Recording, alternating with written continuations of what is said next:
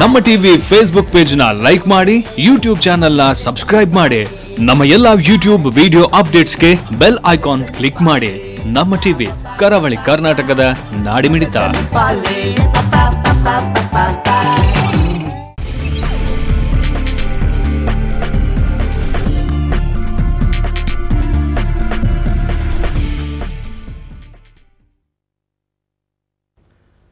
Dairy day 2 star Santosh rice ಮುಖ್ಯ ಪ್ರಾಯೋಜಕರಾಗಿರುವಂಥ ಜನಧ್ವನಿ ನೇರ ಪ್ರಸಾರ ಕಾರ್ಯಕ್ರಮಕ್ಕೆ ಪ್ರೀತಿಯ ಸ್ವಾಗತ. ಕಳೆದ 2 ವಾರಗಳಲ್ಲಿ 3ನೇ ಬಾರಿಗೆ ನಾವು ಮೀನುಗಾರರ ಸಮಸ್ಯೆ ನಡೆದುಕೊಂಡು ನಿಮ್ಮ ಮುಂದೆ ಬರ್ತಾ ಇದ್ದೇವೆ. ಸಮಸ್ಯೆಗಳು ಡಿಫ್ರೆಂಟ್ ಆಗಿರ್ಬೋದು, ಆದರೆ ಈ ಬಾರಿ ಇದ್ದಿರುವಂಥ ವಿಚಾರ ಅಥವಾ ವಿವಾದ ಒಂದಿಷ್ಟರ ಮಟ್ಟಿಗೆ ಮೀನುಗಾರರಿಗೆ ಹೆಚ್ಚಿನ ಸಂಕಟವನ್ನು ತರುವಂಥ ಸಂದರ್ಭ. ಯಾಕಂತ ಹೇಳಿದರೆ ಕರಾವಳಿಯ ಮಟ್ಟಿಗೆ ಜೀವಾಳವಾಗಿರುವಂಥ ಮೀನುಗಾರರ ರಕ್ಷಣೆಗೆ ಅಥವಾ ಅವರ ಆರ್ಥಿಕ ಸುಭದ್ರತೆಗೆ ಅಥವಾ ಅವರ ಅಭಿವೃದ್ಧಿಗೆ ಮುಖ್ಯಮಂತ್ರಿ ಕುಮಾರಸ್ವಾಮಿ ಅವರು ಏನು ಇಟ್ಟಿಲ್ಲ ಎನ್ನುವಂಥ ಬಜೆಟ್ನಲ್ಲಿ ನಾವು ಅದನ್ನು ನೋಡಿದ್ದೇವೆ. ಅದರ ನಂತರ ಒಂದಿಷ್ಟು ಮೀನುಗಾರರು ಅಥವಾ ಮೀನುಗಾರರ ಮಹಿಳೆಯರು ದೊಡ್ಡ ರೀತಿಯಲ್ಲಿ ತಮ್ಮ ಆಕ್ರೋಶವನ್ನು ವ್ಯಕ್ತಪಡಿಸ್ತಾ ಇದ್ದಾರೆ. ನೀವು ಮಾರ್ಕೆಟ್ಗಳಿಗೆ ಹೋದರೆ ನೋಡ್ಬೋದು, ಅವರು ತಾವು ಮಾರುವ ಆ ಕಟ್ಟೆಯ ಮೇಲೆ ಕುಳಿತುಕೊಳ್ಳುವ ಜಾಗಿಂತ ಎದುರಿಗೆ ಒಂದು ಬೋರ್ಡನ್ನು ಇಟ್ಟಿದ್ದಾರೆ. ಅಲ್ಲಿ ಮುಖ್ಯಮಂತ್ರಿ ಅವರ ಬಗ್ಗೆ ಅವರ ಬೇಸರದ ಅಸಮಾಧಾನದ ಮಾತುಗಳನ್ನು ಕೂಡ ಬರೆದಿದ್ದಾರೆ. ಅದನ್ನು ನಿಮಗೆ ನಾವು ಮತ್ತೆ ತೋರಿಸ್ತೇವೆ.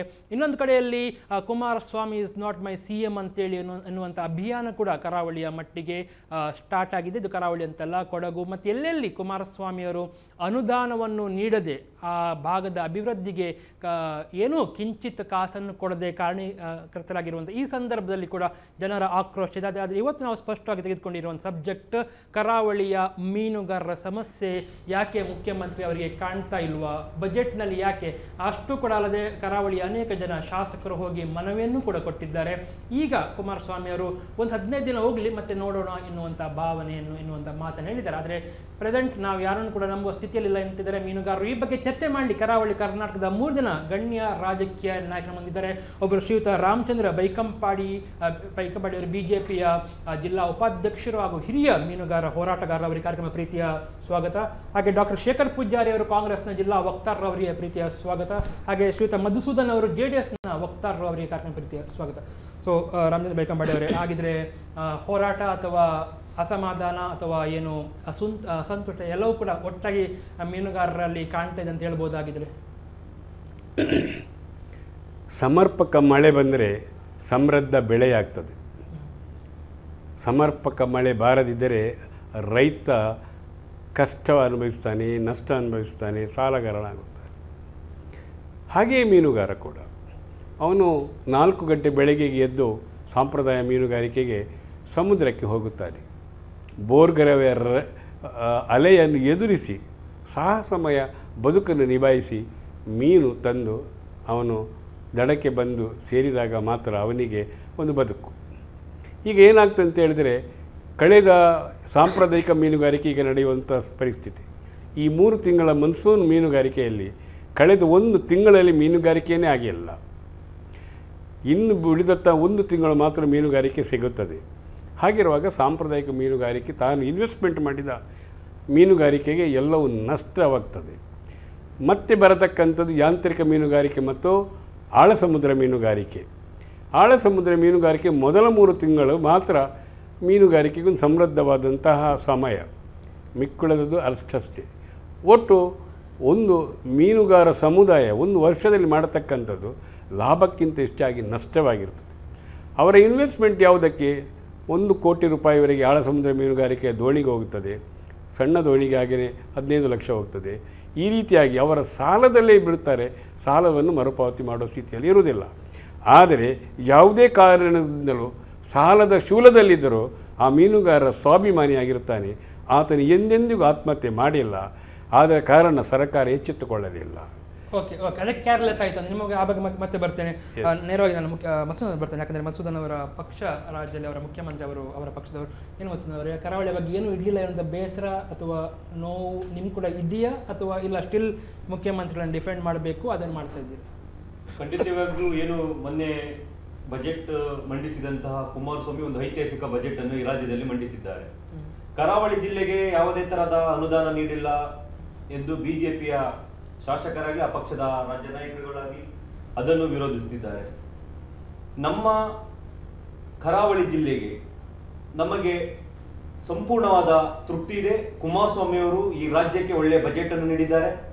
ಕರಾವಳಿ ಜಿಲ್ಲೆಗೆ ಏನೂ ನೀಡಿಲ್ಲ ಅಂತ ಇವರು ಹೇಳ್ಬೋದು.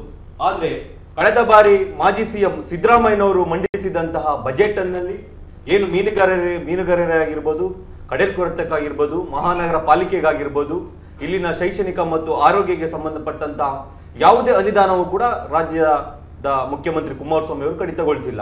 ಆ ನಿಟ್ಟಿನಲ್ಲಿ ಯಾಕೆ ಈ ಭಾಗದ ಜನರು, ಒಂದು ವರ್ಗದ ಜನರು ಯಾಕೆ ಕುಮಾರಸ್ವಾಮಿ ಇಲ್ಲ ಸಲ್ಲದ ಆರೋಪ ಹೊರಿಸ್ತಿದ್ದಾರೆ ಅನ್ನೋದು ನಮಗಂತೂ ಗೊತ್ತಾಗ್ತಿಲ್ಲ. ಓಕೆ, ಮೀನುಗಾರರ ಬಗ್ಗೆ ನಂತರ ಪಟ್ಟಿದ್ದೆ ಅವರ ಏನು ಬೇಡಿಕೆಗಳ ಬಗ್ಗೆ ನಾನು 1 by 1 ನಂತರ ಬರ್ತೀನಿ. ಶೇಖರ್ ಪೂಜಾರಿ ಏನು ಹೇಳ್ತೀರಾ ಹಾಗಾದ್ರೆ ಮೀನುಗಾರರ ಬಗ್ಗೆ? ನಿಮಗೆ ಕೂಡ ಎಲ್ಲೋ ಒಂದು JDS ಮಾಡಿದಂಥ ತಪ್ಪನ್ನು ಸಮರ್ಥಿಸಬೇಕಾ ಬೇಡವಾ ಅಂತ ಆಗ್ತಾ ಉಂಟಾ, ಅಥವಾ ಸ್ಟಿಲ್ ನಿಮ್ಗೆ ಏನಾದರೂ ಮೀನುಗಾರರಿಗೆ ಆಗಬೇಕಿತ್ತು ಅಂತ ಅನಿಸ್ತಾ ಉಂಟು? ನೋಡಿ, ಕಾಂಗ್ರೆಸ್ ಪಕ್ಷದ ವತಿಯಿಂದ ಹೇಳೋದಾದರೆ ಆ್ಯಸ್ ಮಧುಸೂದನ್ ಜಿ ಸೆಡ್, ಕಳೆದ ಏನು ಬಜೆಟಲ್ಲಿ ನಮ್ಮ ಮೊಯ್ದೀನ್ ಭಾವನವರ ಶಾಸಕರ ಸಂದರ್ಭದಲ್ಲಿ ಮಂಗಳೂರು ಜಟ್ಟಿಗೆ 5 ಕೋಟಿಯನ್ನು ಒಮ್ಮೆ ಮೀಸಲಿಟ್ಟರು. ತದನಂತರ ಫೆಬ್ರವರಿಯಲ್ಲಿ ಪುನಃ 60 ಕೋಟಿಯನ್ನು ಮೀಸಲಿಟ್ಟರು. ಅಷ್ಟು ಮಾತ್ರ ಅಲ್ಲ, ಎಲ್ಲ ಮೀನುಗಾರಿಕಾ ಹೆಂಗಸರಿಗೆ ಅವರಿಗೆ ಕಿಟ್ಗಳನ್ನು ವಿತರಿಸಲಾಗಿತ್ತು. ಬಲೆಗಳಿಗೆ ರಿಯಾಯಿತಿ ದರದಲ್ಲಿ ನೀಡಲಾಗಿತ್ತು. ಡೀಸೆಲ್ ರಿಯಾಯಿತಿ ದರದಲ್ಲಿ ನೀಡಲಾಗಿತ್ತು.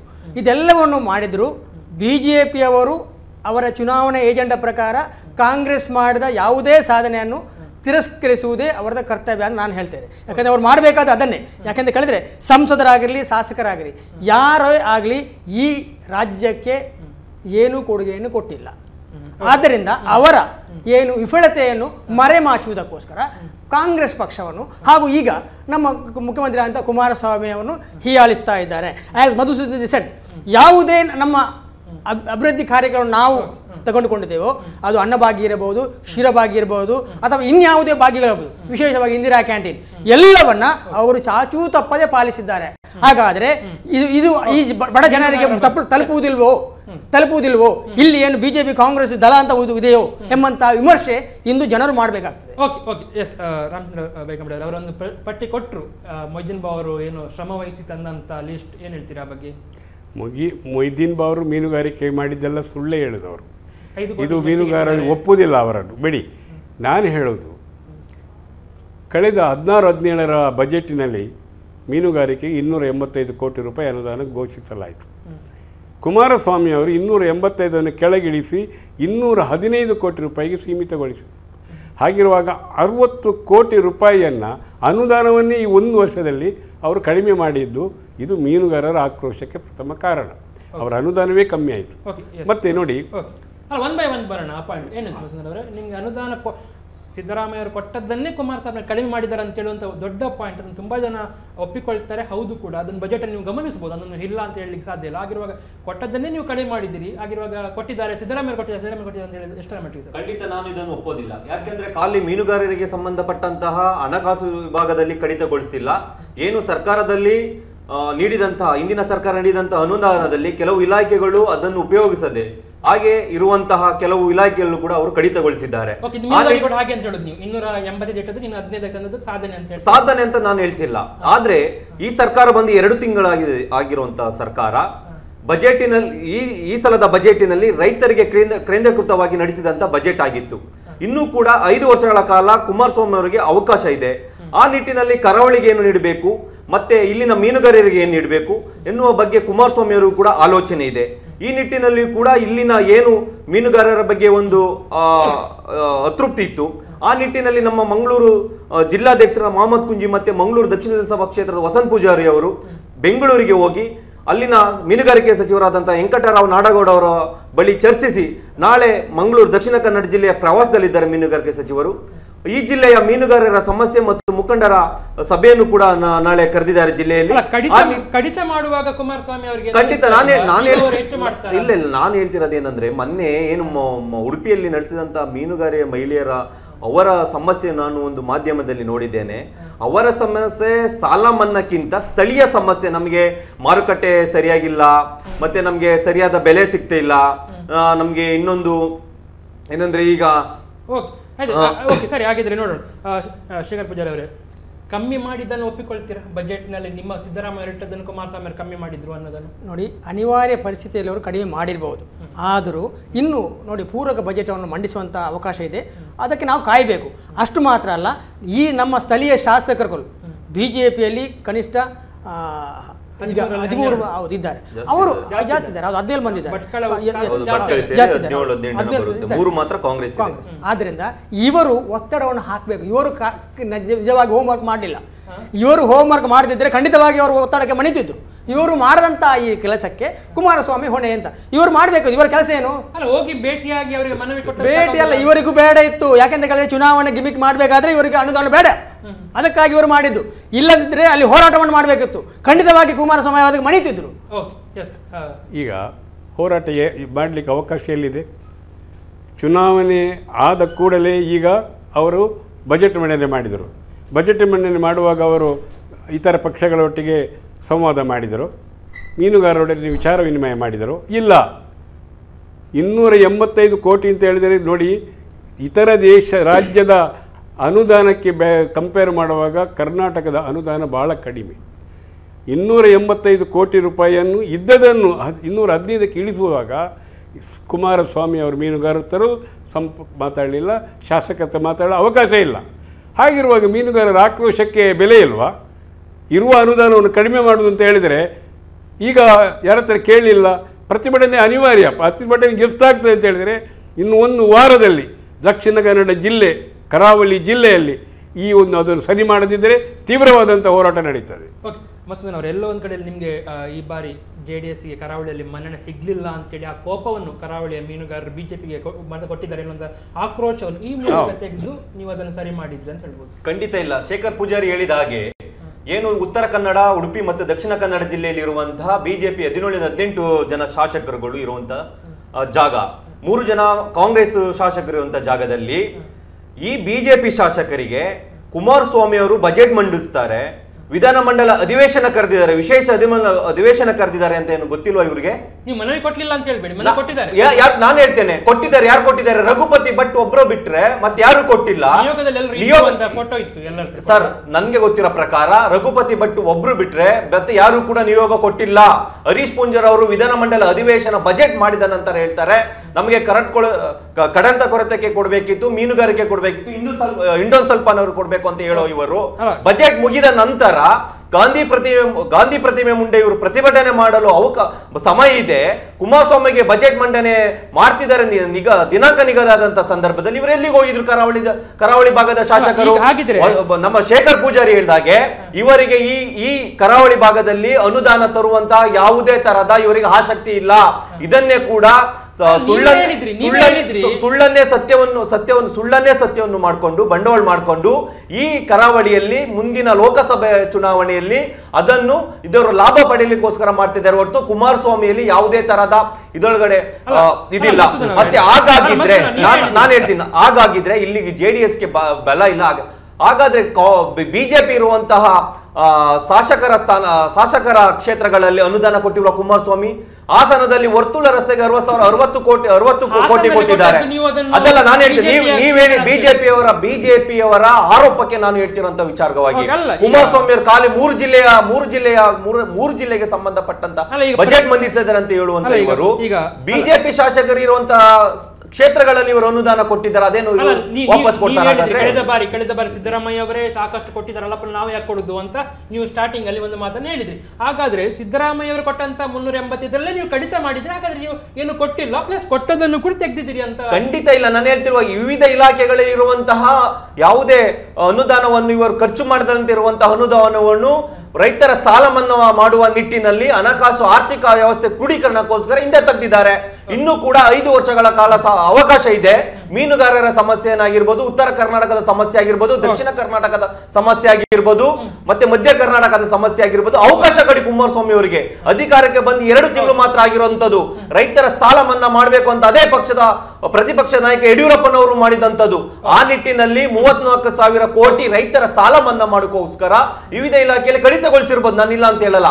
ಆದರೆ ಯಾವುದೋ ಒಂದು ಪಕ್ಷದ ಪರವಾಗಿ ಕುಮಾರಸ್ವಾಮಿ ನಾಟ್ ಫಾರ್ ಸಿಎಂ ಅನ್ನೋ ವಿಚಾರವಾಗಿ ನಡ್ತಿರುವಂತಹ ವಿಷಯ ಉಂಟಲ್ಲ, ಈ ಕರಾವಳಿಗೆ ಮಾರಕವಾದಂಥದ್ದು. ಓಕೆ ಶೇಖರ್ ಬಜಾರ್, ನಿಮಗೂ ಬೇರೆ ಒಂದು ಕ್ಷೇತ್ರಕ್ಕೆ ಒಬ್ಬರಿಗೆ ಕಣ್ಣಿಗೆ ಸುಣ್ಣ ಇನ್ನೊಬ್ಬರ ಕಣ್ಣಿಗೆ ಬೆಣ್ಣೆ ಹೀಗೆ ಹಚ್ಚುವಂತ ಪ್ರಯತ್ನ ಆಗ್ತಾ ಉಂಟು ಅಂತೇಳಿ ಮೀನುಗಾರರಾಗಿದ್ರೆ ನಿಮಗೆ ಬೇಡ ಅಂತ ಅನಿಸ್ತಾ ಉಂಟು. ಈಗ ಓವರ್ ಆಗಿ ಒಂದು ಕಡೆ ಮಾತ್ರ ನಾವು ಹಣ ಇಟ್ಟಿದ್ದೇವೆ, ಬೇರೆಯವರೆಲ್ಲ ಅನುಭವಿಸ್ಲಿ ಅಂತ ನಿಮ್ಮ ನಾಟ್ ಅಟ್ ಆಲ್. ನಾನು ಹೇಳುವಂಥದ್ದು ನೋಡಿ, ಈಗ ಸರ್ ಹೇಳಿದರು ರೈತ ಸಮೃದ್ಧಿ ಆಗಿದ್ದರೆ ಈ ರಾಜ್ಯ ಸಮೃದ್ಧಿ ಆಗಿರ್ತದೆ, ಈ ರಾಜ್ಯ ಸಮೃದ್ಧಿ ಆದರೆ ದೇಶ ಸಮೃದ್ಧಿ ಆಗಿರ್ತದೆ. ಅಂದರೆ ಕುಮಾರಸ್ವಾಮಿ ಅವರು ಚುನಾವಣೆಯಲ್ಲಿ ಆಶ್ವಾಸನೆಯನ್ನು ಕೊಟ್ಟಿದ್ದಾರೆ, ಆ ಪ್ರಕಾರ ಅವರು ನಡ್ಕೊಂಡಿದ್ದಾರೆ. ಒಂದು. ಎರಡನೇದಾಗಿ ಈಗ BJPಯಲ್ಲಿ ಸಂಸದರಿದ್ದಾರೆ, ಇವರು ಎಷ್ಟು ಅನುದಾನವನ್ನು ತಂದಿದ್ದಾರೆ?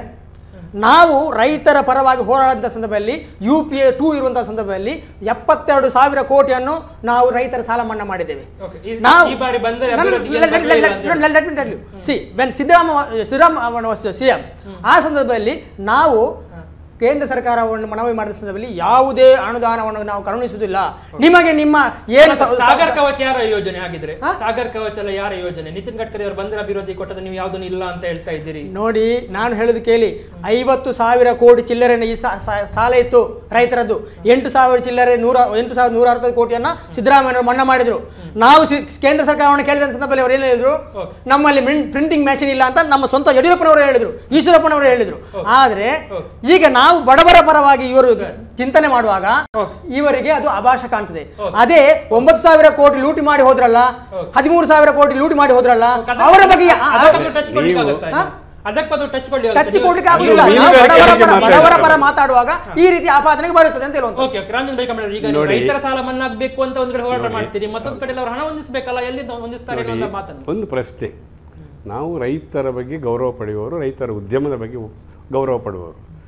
ಕರ್ನಾಟಕ ರಾಜ್ಯದಲ್ಲಿ ಕುಮಾರಸ್ವಾಮಿಯವರು 6 ಜಿಲ್ಲೆಗೆ ಸೀಮಿತವಾಗಿದೆ ಮಾದಂಥ ಇದು ಅಣ್ತಮ್ಮಂದ್ರ ಬಜೆಟ ಅಥವಾ 30 ಜಿಲ್ಲೆಗೆ ಬಜೆಟ್ ಅಂತ ಕೇಳುವಂಥ ಪ್ರಶ್ನೆ ಇದೆ. ಹೀಗಿರುವಾಗ ಕರಾವಳಿ ಜಿಲ್ಲೆಯವರು ಏನು ತಪ್ಪು ಮಾಡಿದ್ದಾರೆ? ಕರಾವಳಿ ಜಿಲ್ಲೆ ಕುಮಾರಸ್ವಾಮಿಗೆ ಮಾಡಿದ ತಪ್ಪು ಏನು ಅಂತ ಹೇಳಬೇಕು. ಇದ್ದ ಅನುದಾನವನ್ನು ಕಮ್ಮಿ ಮಾಡುವ ಮೂಲಕ ಮೀನುಗಾರನ ಆಕ್ರೋಶವನ್ನು ತೋರಿಸಿದ್ದಾನೆ. ಬಡ ಮಹಿಳೆಯರಿಗೆ ಬಹಳಷ್ಟು ಅನ್ಯಾಯ ಆಗಿದೆ, ಇದರಲ್ಲಿ ಮೀನುಗಾರಿಕೆಗೆ ಅನ್ಯಾಯ ಆಗಿದೆ ಅಂತ ಹೇಳಿದ್ರೆ ತಪ್ಪೇನು? ಒಂದು. ಇನ್ನೊಂದು ಮುಖದಲ್ಲಿ ನೋಡುವ, ರೈತರಿಗೆ ಅವರು ತಾನು ರೈತನ ಮಗ ಅಂತ ಹೇಳಿಕೊಂಡು ರೈತನಿಗೆ ಅವರು ಸಾಲ ಮನ್ನಾದ ಬಗ್ಗೆ ಕೈ ಇಟ್ಟರು. ನಮಗೆ ಅದರ ಬಗ್ಗೆ ಅಭ್ಯಂತರ ಇಲ್ಲ. ಆದರೆ ಈ ರಾಜ್ಯದಲ್ಲಿ ರೈತರದ್ದು ಮಾತ್ರವ ಕಷ್ಟ? ನೇಕಾರರಿಲ್ವಾ? ಕುಂಬಾರರಿಲ್ವಾ? ಮೀನುಗಾರರಿಲ್ವಾ? ಅವರು ಸಾಲದ ಶೂಲದಲ್ಲಿ ಇಲ್ವಾ? ಅವರು ಸಾಲದ ಶೂಲದಲ್ಲಿಲ್ಲ. ಕೇವಲ 6 ಜಿಲ್ಲೆಯ ಮೀನು ನೋಡಿ, ಒಕ್ಕಲಿಗ ಸಮುದಾಯದ ನಿಮ್ಮ ಹೋರಾಟ ಇರುವುದು ಇಲ್ಲೇ ಬರ್ತೇನೆ ನಾನು. ನನ್ನ ಹೋರಾಟ ಇರೋದು ಇಡೀ ಕೊಟ್ಟಂಥ ಸಾಲ ಮನ್ನಾದ ಸಮೀಕ್ಷೆಯಲ್ಲಿ 32% ಅದು ಒಕ್ಕಲಿಗ ಸಮುದಾಯಕ್ಕೆ ಇದರ ಬರೆದಂಥ ಲಾಭ. ಮತ್ತು ಒಳನಾಡು ಮೀನುಗಾರಿಕೆಯನ್ನು ಅವಲಂಬಿಸಿದ ಕೃಷಿಯನ್ನು ಅವಲಂಬಿಸಿದವರಿದ್ದಾರೆ, ಅವರಿಗೆ ಕೊಟ್ಟಂಥ ಸಮೀಕ್ಷೆ ಆಧಾರದಲ್ಲಿ 2% ಮಾತ್ರ. ಹಾಗಿರುವಾಗ ಮೀನುಗಾರರಿಗೆ ಒಳನಾಡ ಮೀನುಗಾರಿಕೆ ಇಲ್ಲ ಆಘಾತವಾಗಿದೆ, ಕರಾವಳಿಗೂ ಮೀನುಗಾರಿಕೆ ಆಗಿರುವಾಗ ಅವನವನ ಆಕ್ರೋಶವನ್ನು ತೋರಿಸಲೇಬೇಕು. ಅಲ್ಲ, JDS ಮತ್ತು ಕಾಂಗ್ರೆಸ್ನವರ ಬಹಳ ಸ್ಪಷ್ಟವಾದ ಮಾತುಗಳು ಏನಂತ ಹೇಳಿದ್ರೆ, ಒಂದು ಕಡೆ ನೀವು ಸದನದಲ್ಲಿ ರೈತರ ಸಾಲ ಮನ್ನಾ ಮಾಡಿ ಅಂತೇಳಿ ಒತ್ತಡ ಹೇಳ್ತೀರಿ, ಮತ್ತೊಂದು ಕಡೆಯಲ್ಲಿ ಮಾಡಿದ ಕೂಡಲೇ ಹಣವನ್ನು ಹೊಂದಿಸುವಂತ ಪ್ರಕ್ರಿಯೆ ನಡೆದಾಗ ನೀವು ಮತ್ತೊಂದು ಕಡೆಯಲ್ಲಿ ಭಾವನೆ ನೋಡಿ. ಅದು ಕರೆಕ್ಟ್. ಅದು ಒಂದು ಸಾಲ ಮನ್ನಾ ಮಾಡೋದು ನಮ್ಮ ಮನೆಯಿಂದ ತಂದ ಹಣದಲ್ಲಿ ಅಲ್ಲ, ಅಲ್ಲಿರತಕ್ಕಂಥ ಸಂಪನ್ಮೂಲ ಎಷ್ಟಿದೆ ಅದಕ್ಕೆ ಸರಿಯಾಗಿ ಸಾಲ ಮನ್ನಾದ ಬಗ್ಗೆ ಯೋಚನೆ ಮಾಡಬೇಕು. ಅವರು 24 ಗಂಟೆಯಲ್ಲಿ ನಾನು ಸಾಲ ಮನ್ನಾ ಮಾಡ್ತೇನೆ ಅಂತ ಯಾವ ಒಂದು ಚೀಫ್ ಮಿನಿಸ್ಟರ್ ಆದಂಥ ಒಬ್ಬ ನಾಯಕ 24 ಗಂಟೆಯಲ್ಲಿ ಮಾಡ್ತೇನೆ ಅಂದರೆ ಹೇಗಾಗ್ತದೆ? ನಿಮ್ಮ ಬಜೆಟ್ ನಿಮ್ಮ ಇದ್ರಲ್ಲಿ ಕೂಡ ಪ್ರಣಾಳಿಕೆಯಲ್ಲಿ ಕೂಡ ಇತ್ತಲ್ಲ, ಏನು ಯಡಿಯೂರಪ್ಪನವರು ಸಾಲ ಅದು ಅವರು ಕೇಂದ್ರದಲ್ಲಿ ಇನ್ನೂ ಮೂಲಗಳಿಂದ ಹಣವನ್ನು ಅವರು ಸಂಪನ್ಮೂಲ ಮಾಡ್ಬೋದು, ಮಾಡಬಾರ್ದು ಅಂತೆಲ್ಲ ಅವರಿಗೆ ತಾಕತ್ತಿದೆ, ಮಾಡ್ತಾರೆ. ಈಗ ಅವರಿಗೆ ತಾಕತ್ತಿದೆ, ಅವ್ರು ಮಾಡ್ತಾರೆ. ಯಡಿಯೂರಪ್ಪರು ಕೇಂದ್ರ ಸರ್ಕಾರದ ಹಣವನ್ನು ತರಬಹುದು, ಅಷ್ಟು ಪರ್ಸೆಂಟೇಜ್ ಮಾಡ್ಬೋದು. ಅದಲ್ಲ, ಈಗ ಅವರು ಮಾಡಿ ತೋರಿಸಲಿಕ್ಕೆ ಅವಕಾಶ ಬರ್ತದೆ, ಒಂದು 6 ತಿಂಗಳು ಹೋಗಲಿ ಅವಕಾಶ ಬರ್ತದೆ ಯಡಿಯೂರಪ್ಪರಿಗೆ. ನನ್ನ ಪ್ರಶ್ನೆ ಇರುವುದಲ್ಲ ಇಲ್ಲಿ ಇವತ್ತಿನ ಚರ್ಚೆ ಏನು, ಕರಾವಳಿಯ ಮೀನುಗಾರಿಕೆ ಆದ ಅನ್ಯಾಯ ಹೇಗೆ ಬಂತು, ಅದರ ಪರಿಣಾಮ ಏನು, ಅದು ಈ ಸರ್ಕಾರಕ್ಕೆ ಯಾವ ರೀತಿಯಲ್ಲಿ ಖಂಡಿತವಾದ ಡ್ಯಾಮೇಜ್ ಆಗಬಹುದು ಅಂತ ಪರಿಕಲ್ಪನೆ ಕುಮಾರಸ್ವಾಮಿಗೆ ಬರಬೇಕು. ನಾವು ಕುಮಾರಸ್ವಾಮಿಯ ವಿರೋಧಿಗಳಲ್ಲ, ಆದರೆ ಒಂದು ಬಡ ಸಮುದಾಯವನ್ನು ತೀರಾ ನಿರ್ಲಕ್ಷ್ಯ ಮಾಡಿದಂಥ ಕುಮಾರಸ್ವಾಮಿಯ ಈ ಒಂದು ಇದಕ್ಕೆ ನಾವು ಕಂಪ್ಲೀಟ್ ವಿರೋಧವಾಗ್ತೇವೆ. ಮತ್ತು ನೋಡಿ, ಈಗಾಗಲೇ ಅದೊಂದು ಈ ಜನರ ಆಕ್ರೋಶ ಜಾಸ್ತಿ ಆಗಿದೆ. ಈ ವಿಳಂಬ ಮಾಡದೆ ಕುಮಾರಸ್ವಾಮಿಯವರು ದಕ್ಷಿಣ ಕನ್ನಡ ಜಿಲ್ಲೆಗೆ ಬರಲಿ, ಮೀನುಗಾರ ಸಮುದಾಯದ ಒಟ್ಟಿಗೆ ಸಂವಾದ ಮಾಡಲಿ, ಮುಂದಿನ ಅವರಿಗೆ ಬಜೆಟಿನಲ್ಲಿ ಅದನ್ನು ಸರಿ ಮಾಡತಕ್ಕಂಥ ಅವಕಾಶ ಇದೆ, ಮಾಡಿಕೊಳ್ಳಿ. ಓಕೆ, ಹಾಗಿದ್ರೆ ಮಸೂದನ್ ಅವರು, ಈಗ ಪ್ರಶ್ನೆ ಇರೋದು, ನೀವು ಕೆಲವು ಅಂಶಗಳನ್ನು, ಬಹುಶಃ ಬೇಸಿಕ್ ಅಂಶಗಳನ್ನು ಇಲ್ಲಿಂದ ನಿಮಗೆ ಮಾಹಿತಿ ಹೋಗ್ಲಿಲ್ವಾ, ಅಥವಾ ಕುಮಾರಸ್ವಾಮಿ ಅವರಿಗೆ, ಅಥವಾ ಕೇರ್ಲೆಸ್ ಮಾಡಿದ್ರೆ ಏನಾಗೋದಿಲ್ಲ, ನಮಗೇನು ಅಲ್ಲಿ ಗೆಲ್ಲುವುದಿಲ್ಲ, ನಾವೀಗ ಅಲ್ಲಿ ಒಂದು ಸೀಟ್ ಕೂಡ ಬರಲಿಲ್ಲ, ಲೋಕಸಭೆ ಬರುವುದಿಲ್ಲ, ಆದ್ರಿಂದ ನಮ್ಗೆ ಟೆನ್ಷನ್ ಇಲ್ಲ, ಬೇಕಾದ್ರೆ ಕಾಂಗ್ರೆಸ್ನವ್ರು ಏನ್ ಬೇಕಾದ್ರೆ ಮಾಡಿಕೊಳ್ಳಿ, ಟೆನ್ಷನ್ ಅವರ ಒಂದು ಐಡಿಯಾ ಇದ್ದಿರಬಹುದು. ಈ ಎರಡೂ ಕರಾವಳಿಯ 3 ಲೋಕಸಭೆಯಲ್ಲಿ ಕೂಡ ಅವರು ಖಂಡಿತವಾಗಿ ಕೂಡ ಬರುವುದಿಲ್ಲ ಅಂತೇಳಿ, ಸೊ ಕಾಂಗ್ರೆಸ್ನ ತಲೆ ಮೇಲೆ ಕಲ್ಲಾಗ್ಲಿಕ್ಕೆ ನೀವೆಲ್ಲ ಸೇರಿಕೊಂಡು ಅಂತ ಅನಿಸ್ತಾ ಉಂಟು. ನಾನು ಖಂಡಿತವಾಗಿಯೂ ರಾಮಚಂದ್ರ ಬೈಕಂಪಾಡಿ ನನಗಿಂತ ಹಿರಿಯರು, ಅವರ ಒಂದು ಮಾತಿಗೆ ನಾನು ಆಕ್ಷೇಪವನ್ನು ವ್ಯಕ್ತಪಡಿಸ್ತೇನೆ. ರೈತರ ಬಜೆಟ್ ಮಂಡನೆಯಲ್ಲಿ ಒಕ್ಕಲಿಗರ ಪಾಲು 32% ಮನ್ನಾಗಿದೆ ಅಂತ ಹೇಳುವಂತಹ ಹೇಳಿಕೆ, ನಾನು ಹೇಳಿದ ಹಾಗೆ ಬಿಜೆಪಿ ಸುಳ್ಳನ್ನು ಸತ್ಯ ಮಾಡುವಂತಹ ಹೇಳಿಕೆ. ಇಂತಹ ಹೇಳಿಕೆಯಿಂದ ಇವತ್ತು ಕುಮಾರಸ್ವಾಮಿ ಅವರನ್ನು ಬಲಿಪಶು ಮಾಡುವ ಹೊರಟಿರುವಂತಹ ಏಕೈಕ ಪಕ್ಷ ಇದರದ್ದು ಬಿಜೆಪಿ. ಕುಮಾರಸ್ವಾಮಿ ಅವರು ಇವರ ಹೇಳಿಕೆಗೆ ತಕ್ಕಂತೆ ಅವರೊಂದು ಬಿಡುಗಡೆ ಮಾಡಿದ್ದಾರೆ. ಬೆಳಗಾವಿ ವಿಭಾಗದಲ್ಲಿ 9,000 ಕೋಟಿ ರೈತರಿಗೆ ಸಾಲ ಮನ್ನಾ ಆಗಿರುವಂಥದ್ದು, ಗುಲ್ಬರ್ಗ ವಿಭಾಗದಲ್ಲಿ ಅದಕ್ಕೆ 2ನೇ ಸ್ಥಾನದಲ್ಲಿರುವಂಥದ್ದು, ತದನಂತರ ಇರೋದು ಮೈಸೂರು ವಿಭಾಗದಲ್ಲಿ ಇರುವಂಥದ್ದು. ಇಂತಹ ವಿಚಾರಗಳನ್ನು ಬಿಜೆಪಿಯ ನಾಯಕರು ಹೇಳುವ ಮುಂಚೆ ಸತ್ಯಾಸತ್ಯತೆಯನ್ನು ಅರಿತುಕೊಂಡು ಮಾತನಾಡಬೇಕು ಅಂತ ನಾನು ಕೇಳ್ಕೊತೇನೆ. ಮತ್ತೆ ಅದೇ ರೀತಿ ಏನು ಇವತ್ತು ಕುಮಾರಸ್ವಾಮಿ ರೈತನ ಮಗನೇ, ಈ ರಾಷ್ಟ್ರದ ಈ ದೇಶದ ಈ ಅಂತಾರಾಷ್ಟ್ರೀಯ ಮಟ್ಟದಲ್ಲಿ ಹೆಸರಿರುವಂತಹ ದೇವೇಗೌಡರ ಪುತ್ರನಾಗಿ ಕುಮಾರಸ್ವಾಮಿ ರೈತನ ಮಗನಾಗಿ ರೈತರ ಸಾಲ ಮನ್ನಾ ಮಾಡಿದ್ದಾರೆ. ನಾನು ಯಾಕೆ ಇಲ್ಲಿ ಮೀನುಗಾರರ ಸಮಸ್ಯೆ, ನೀವು ಹೇಳಿದ ಹಾಗೆ ಯಾಕೆ ಇಲ್ಲಿ ಮೀನುಗಾರರ ಸಮಸ್ಯೆಯನ್ನು ಆಲಿಸಲಿಲ್ಲ, ಕೇಳಲಿಲ್ಲ ಅಂತ ಹೇಳೋದು ಕುಮಾರಸ್ವಾಮಿ ಅವರಿಗೆ ಬದ್ಧತೆ ಇದೆ. ಆದರೆ ಈ ಪ್ರದೇಶದಲ್ಲಿ ಗೆದ್ದಂತಹ ಬಿಜೆಪಿ ಶಾಸಕರು ಏನ್ ಮಾಡ್ತಿದ್ರು ಅನ್ನೋದೇ ನಮ್ಮ ಒಂದು ಪ್ರಶ್ನೆ. ಇಲ್ಲ, ಸಾರ್ವಜನಿಕರ ಪ್ರಶ್ನೆ ಎತ್ತಬೇಕಾಗ್ತದೆ. ಕುಮಾರಸ್ವಾಮಿ ಅವರು ನೇರ ಹೊಣೆಯಲ್ಲ ಅದಕ್ಕೆ. ಯಾಕೆ ಅಂತ ಹೇಳ್ತೇನೆ, 18 ಜನ ಇರುವಂತಹ ಬಿಜೆಪಿ ಶಾಸಕರು ಯಾಕೆ ಇದರ ಬಗ್ಗೆ ಚಕರಾರು ಎತ್ತಲಿಲ್ಲ? ವಿಚಾರಗಳು ಯಾಕೆ ಲೋಕಸಭಾ ಚುನಾವಣೆಯಲ್ಲಿ ಇದನ್ನೇ ಅಸ್ತ್ರವಾಗಿ ಇರಿಸಿಕೊಂಡು ಈ 3 ಭಾಗದಲ್ಲಿ ಗೆಲ್ಲುವ ನಿಟ್ಟಿನಲ್ಲಿ ಇವರು ಆಡ್ತಿರುವಂತಹ ನಾಟಕ ಇದು.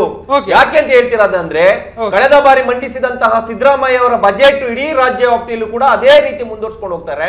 ಕುಮಾರಸ್ವಾಮಿ ಅವರು ಅದಕ್ಕೆ ಪೂರಕವಾದಂತೆ ಸಂಬಂಧಪಟ್ಟಂತೆ ಮಂಡಿಸಿರೋದು. ಇದರಲ್ಲಿ ಕುಮಾರಸ್ವಾಮಿ ಅವರ ತಪ್ಪಿಲ್ಲ, ಇಲ್ಲಿಯ ಸ್ಥಳೀಯ ಬಿಜೆಪಿ ಶಾಸಕರ ತಪ್ಪಿದೆ. ಏನ್ ತಪ್ಪು ಬಿಜೆಪಿ ಶಾಸಕರದ್ದು? ಬಜೆಟ್ ಅನ್ನು ಮಂಡಿಸ್ತಾರೆ, ಅಧಿವೇಶನ ಕರೆದಿದ್ದಾರೆ ಅಂತ ಸಂದರ್ಭದಲ್ಲಿ ಇವರು ಎಲ್ಲಿಗೂ ಹೋಯ್ತು ಮನವಿ ಕೊಡ್ತಲ್ಲೇ ಮನವರಿಕೆ ಮಾಡ್ಬೇಕಿತ್ತಲ್ಲ ನಮಗೆ. ಬಜೆಟ್ ಅನ್ನು ನೇರ ಮಂಡಿಸಿದಾಗ ಈ ತರದ ಯೋಜನೆಗಳಾಗಬೇಕು, ಆರೋಗ್ಯ ಸಂಬಂಧಪಟ್ಟಂತೆ ಮೆಡಿಕಲ್ ಕಾಲೇಜ್ಗಳು ತರಬೇಕು. ಮಸೂದನ್ ಅವರೇ, ಏನು ಶಾಸಕರು ಯಾರು ಹೋಗಿಲ್ಲ ಅಥವಾ ರಘುಪತಿ ಭಟ್ರು ಮಾತ್ರ ಓದದ್ದು ಎನ್ನುವುದನ್ನು ಒಪ್ಪಲಿಕ್ಕೆ ಸಾಧ್ಯ ಇಲ್ಲ. ಆ ಬಗ್ಗೆ ನಿಮ್ಗೆ ನಾವು ಬೇಕಾದ್ರೆ ಖಂಡಿತ ಹೋಗಿಲ್ಲ. ಮೀನುಗಾರರಿಗೆ ಸಮಸ್ಯೆ ಯಾರು ನಿಮ್ಮ ಅಲ್ಲಿ ಬೆಂಗಳೂರಿನಲ್ಲಿ ಇರುವಂತ ಯಾರಿಗಾದ್ರೂ ಕೇಳಿ ನೋಡಿ, ನಿಯೋಗ ಸಾಕಷ್ಟು 13ರಲ್ಲಿ 8-9 ಮಂದಿ ಹೋಗಿಲ್ಲ. ರಾಜೇಶ್ ನಾಯಕ್ ಉಳ್ಳಪಡಿ ಹೋಗಿದ್ದು ಅಲ್ಲಿನ ಶಾಲೆಗೆ ಸಂಬಂಧಪಟ್ಟಂತ ಹಾಗೆ. ಅದು ಬಿಟ್ರೆ ರಘುಪತಿ ಭಟ್ಟಿ ಹೋಗಿರೋದು ಮೀನುಗಾರರ ಸಮಸ್ಯೆಗೋಸ್ಕರ. ಹೋಗಿಲ್ಲ, ಒಬ್ರು ಶಾಸಕರು ಹೋದ್ರಾಗ್ತದ? 18 ಜನ ಶಾಸಕರು ಇಲ್ವಾ? ಯಾಕೆ ಹೋಗ್ಲಿಕ್ಕಾಗ್ಲಿಲ್ಲ ಇವರು? ಇವರನ್ನು ಅದು ಅಧಿವೇಶನ ಮಾಡ್ಲಿಕ್ಕೆ ಒಬ್ಬೊಬ್ರು ಬಂದು ಇಲ್ಲಿ ಮಾತನಾಡ್ಲಿಕ್ಕೆ ಹೋಗ್ಲಿಲ್ಲ ಎನ್ನುವುದರ ಬಗ್ಗೆ ಆಕ್ಷೇಪ ಇದೆ. ಒಂದು ಕರೆ ಸ್ವೀಕರಿಸಿ ಆ ಬಗ್ಗೆ ಬರ್ತೀನಿ. ನಮಸ್ಕಾರ. ಹಲೋ, ನಮಸ್ತೆ, ಹೇಳಿ ನಿಮ್ಮ ಅಭಿಪ್ರಾಯ ಹೇಳಿ. ನಿಮ್ಮ ಹೆಸರು ಹೇಳಿ. ನಿಮ್ಮ ಹೆಸರು ಹೇಳಿ. ಹಾ, ಹೇಳಿ ಕೇಶವ್ ಅವರೇ, ಮಾತಾಡಿ.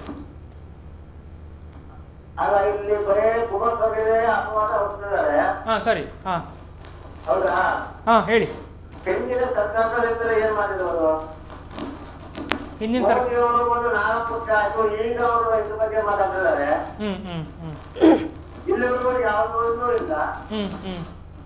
ಎಲ್ಲ ಇಡೀ ನಮ್ಮ ದೇಶದಲ್ಲಿ ₹100 ಅಕೌಂಟ್ ಜೀರೋ ಅಕೌಂಟ್ ಮಾಡ್ಕೊಂಡು ದುಡ್ಡನ್ನ ತಗೊಂಡೋಗಿ ಅವ್ರು ಕೊಳ್ಳಬಲ್ಲಿಗಳಿಗೆ ಹಾಕಿ ದೇಶನೇ ದುಡ್ಡು ಹೋಗ್ತದ ಅದು. ಸರ್, ನಿಮ್ಮ ಧ್ವನಿ ಕೇಳಿಸ್ತಾ ಉಂಟು. ಓಕೆ, ಪಾಯಿಂಟ್ ಅರ್ಥ ಆಯ್ತು. ಧನ್ಯವಾದ ಕರೆ ಮಾಡಿದ್ದಕ್ಕೆ. ನಾವು ಮೀನುಗಾರರ ಬಗ್ಗೆ ಮಾತಾಡುವಾಗ ಹಾಗಿದ್ರೆ ಇವರು ಮನವಿ ಕೊಟ್ಟಿದ್ದಾರೆ ಅಂತಿಲ್ಲ, ಕೊಟ್ಟಿದ್ದಾರೆ. ನನ್ನ ಪ್ರಕಾರ ಕುಮಾರಸ್ವಾಮಿ ಅವರೊಂದು ದೃಢ ನಿರ್ಧಾರ ಮಾಡಿದ್ರು. ನಾವೇನು ಮಾಡಿದ್ರು, ಒಂದಿಷ್ಟು ಹಣ ರೈತರ ಸಾಲ ಮನ್ನಾಕ್ಕೆ ಇಡಲೇಬೇಕು, ಅದರಿಂದ ಇಲ್ಲಿಂದ ತೆಗೆದ್ರೆ ಏನು ಪ್ರಾಬ್ಲಮ್ ಆಗ್ಲಿಕ್ಕಿಲ್ಲ ಅಂತೇಳಿ. ಪ್ರಾಬ್ಲಮ್ ಆಗುದು ಯಾರಿಗೆ ಅಂತ ಹೇಳಿದ್ರೆ ಕಾಂಗ್ರೆಸ್. ನನ್ನ ಪ್ರಕಾರ ಶೇಖರ್ ಪೂಜಾರಿ, ನಾಡ್ದು ನೀವು ಲೋಕಸಭೆಗೆ ಹೋಗುವಾಗ ಅಫ್ಕೋರ್ಸ್ ಮತ್ಸ್ನವ್ರು ಹೇಳಿದಾಗೆ ಇಶ್ಯೂ ಖಂಡಿತವಾಗಿ ಇದು ಇಶ್ಯೂ ಆಗತ್ತೆ, ನಿಮಗೆ ಪೆಟ್ಟು ಬೀಳುತ್ತೆ. ಒಂದು ಕರೆಕ್ಟ್ ಬಹುಶಃ ಕಾಯ್ತಾ ಇರ್ಬೋದು ಅಂತ ಅನ್ಕೊಂಡಿದ್ದೇನೆ. ಹಲೋ ಓಕೆ ಖಂಡಿತ ನಿಮಗೆ ಇದೊಂದು ರೀತಿಯಲ್ಲಿ ಪೆಟ್ಟು ಬೀಳುದು ನಿಜ. ಒಳ್ಳೆ ವಿಚಾರ ಹೇಳಿದ್ದಾರೆ. ಅವ್ರು ಏನು ಹೇಳಿದ್ದು ಆ್ಯಕ್ಚುಲಿ ಏನು ನಮ್ಗೆ ಅರ್ಥ ಆಗಲಿಲ್ಲ ಅವ್ರು ಹೇಳಿದ್ದು. ಅಲ್ಲ ಅವ್ರು ಹೇಳಿದ್ದು ಕೇಂದ್ರ ಸರ್ಕಾರ ಆದ್ರೆ ಏನು ಕೊಟ್ಟಿದೆ, ಈಗ ಕಳೆದ 6 ತಿಂಗಳಲ್ಲಿ ಮಾತಾಡ್ತಾ ಇದ್ದಾರೆ ರೈತರ ಬಗ್ಗೆ ಅಂತೇಳಿ. ಅದು ಆಫ್ಕೋರ್ಸ್ ಅದು ಮತ್ತೆ ಬರೋಣ. ನಾನು ರೈತರ ಬಗ್ಗೆ ಟಚ್ ಮಾಡ್ಲಿಕ್ಕೆ ಹೋದ್ರೆ ನಮ್ಮ ಮೀನುಗಾರರ ಬಗ್ಗೆ ಏನ್ ಹೇಳ್ತೀರಿ ಶೇಖರ್ ಪೂಜಾರಿ? ನಿಮ್ಗೆ ಪ್ರಾಬ್ಲಮ್ ಲೋಕಸಭೆಯಲ್ಲಿ ಖಂಡಿತ ಆಗ್ಲಿಕ್ಕೆ ಇದು ರೆಡಿ ಆಗಿದೆ ವಿಷಯ ಅಂತ ನೋಡಿ. ನಾವು ಯಾವುದೇ ರೀತಿಯಲ್ಲಿ ಮೀನುಗಾರರಿಗೆ ಅನ್ಯಾಯವನ್ನು ಮಾಡಿಲ್ಲ, ಇದು ಸ್ಪಷ್ಟ. ಕಳೆದ ಬಜೆಟ್ನಲ್ಲಿ ಫೆಬ್ರವರಿಯಲ್ಲಿ ಸಮೇತ ನಮ್ಮ CM ಸಿದ್ದರಾಮಯ್ಯನವರು ಬೇಕಾದಷ್ಟು ಅನುದಾನವನ್ನು ಕೊಟ್ಟಿದ್ದಾರೆ. ಮೀನುಗಾರಿಕಾ ಕಿಟ್ಟನ್ನು ನೀಡಿದ್ದಾರೆ, ಬಲೆಗಳಿಗೆ ಅನುದಾನವನ್ನು ಕೊಟ್ಟಿದ್ದಾರೆ, ಎಲ್ಲ ರೀತಿಯಲ್ಲೂ ಸಹಕರಿಸಿದ್ದಾರೆ. ಆದ್ದರಿಂದ ಈಗ ಏನು BJP ಮೊಸರಲ್ಲಿ ಕಲ್ಲನ್ನು ಹುಡುಕುವಂಥ ಕಾರ್ಯ ಮಾಡ್ತಾ ಇದೆ. ಯಾಕೆಂತ ಕೇಳಿದರೆ ಇಲ್ಲಿ ಲೋಕಸಭಾ ಚುನಾವಣೆಯಲ್ಲಿ ನಮ್ಮ ಸಂಸದರು ಯಾವುದೇ ಒಂದು ಕೆಲಸವನ್ನು ಮಾಡಿಲ್ಲ. ನೋಡಿ, ನೀವು ಹೆದ್ದಾರಿ, ರಾಷ್ಟ್ರೀಯ ಹೆದ್ದಾರಿಯ ಬಗ್ಗೆ ಮಾತಾಡ್ತಾ ಇದ್ದೀವಿ ನಾವು. ಈ ರಾಷ್ಟ್ರೀಯ ಹೆದ್ದಾರಿ ಬರುವಾಗ ಹೇಳ್ತಾರೆ ಇದಕ್ಕೆ ಕಾಂಗ್ರೆಸ್ ಶಾಸಕರು ರಮಣಾಥ್ ರೈ ಅವರು, UT ಖಾದರ್ ಅವರು ಹಸ್ತಕ್ಷೇಪ ಮಾಡಿದ್ರು, ಅಭಿವೃದ್ಧಿ ಮಾಡಲಿಕ್ಕೆ ಬಿಡಲಿಲ್ಲ, ಎಲ್ಲೂ ಅವರಿಗೆ ಹಣವನ್ನು ಕೊಟ್ಟಾಗಿದೆ ಆದರೂ ಬಿಡುವುದಿಲ್ಲ, ಈ ರೀತಿಯ ಅಪವಾದ. ಸೊ ಇದೆಲ್ಲ ಇಟ್ಸ್ ಸಿಂಪಲ್ ಥಿಂಗ್ಸ್. ಏನು ಗೊತ್ತಾ, ನಾನು ಹೇಳೋದು ಕೇಳಿ, ರಾಷ್ಟ್ರೀಯ ಪ್ರಾಧಿಕಾರ ಇದೆ, ನ್ಯಾಷನಲ್ ಪ್ರಾಧಿಕಾರ, ಹೈವೇ ಅಥಾರಿಟಿ. ಅಲ್ಲಲ್ಲ, ನಾನು ಅದಕ್ಕೆ ಹೋಗ್ತಾ ಇಲ್ಲ. ನಾನು ಏನು ಹೇಳ್ತಾ ಇರೋದಂದ್ರೆ, ಇವರಿಗೆ ಏನು ಮತ್ತೊಬ್ಬರ ಮೇಲೆ ಅಪವಾದವನ್ನು ಹೊರಿಸಿ ನಾವು ಜಾರಿಕೊಳ್ಳುವಂಥದ್ದು ಇಂಥ ಪ್ರವೃತ್ತಿ ಹೊರತು ಇವರು ನಾನು ಹೇಳುವಂಥದ್ದು. ಈಗ ಇಷ್ಟು ಮಂದಿ ಶಾಸಕರಿದ್ದಾರಲ್ಲ, ಏನು ಮಾಡಿದ್ರು? ಏನು ಮಾಡಲಿಲ್ಲ. ಅನುದಾನವನ್ನು ಇವರು ಬಿಡುಗಡೆ ಮಾಡಬೇಕಾದ್ರೆ ಹೋರಾಟವನ್ನು ಮಾಡಲಿಲ್ಲ.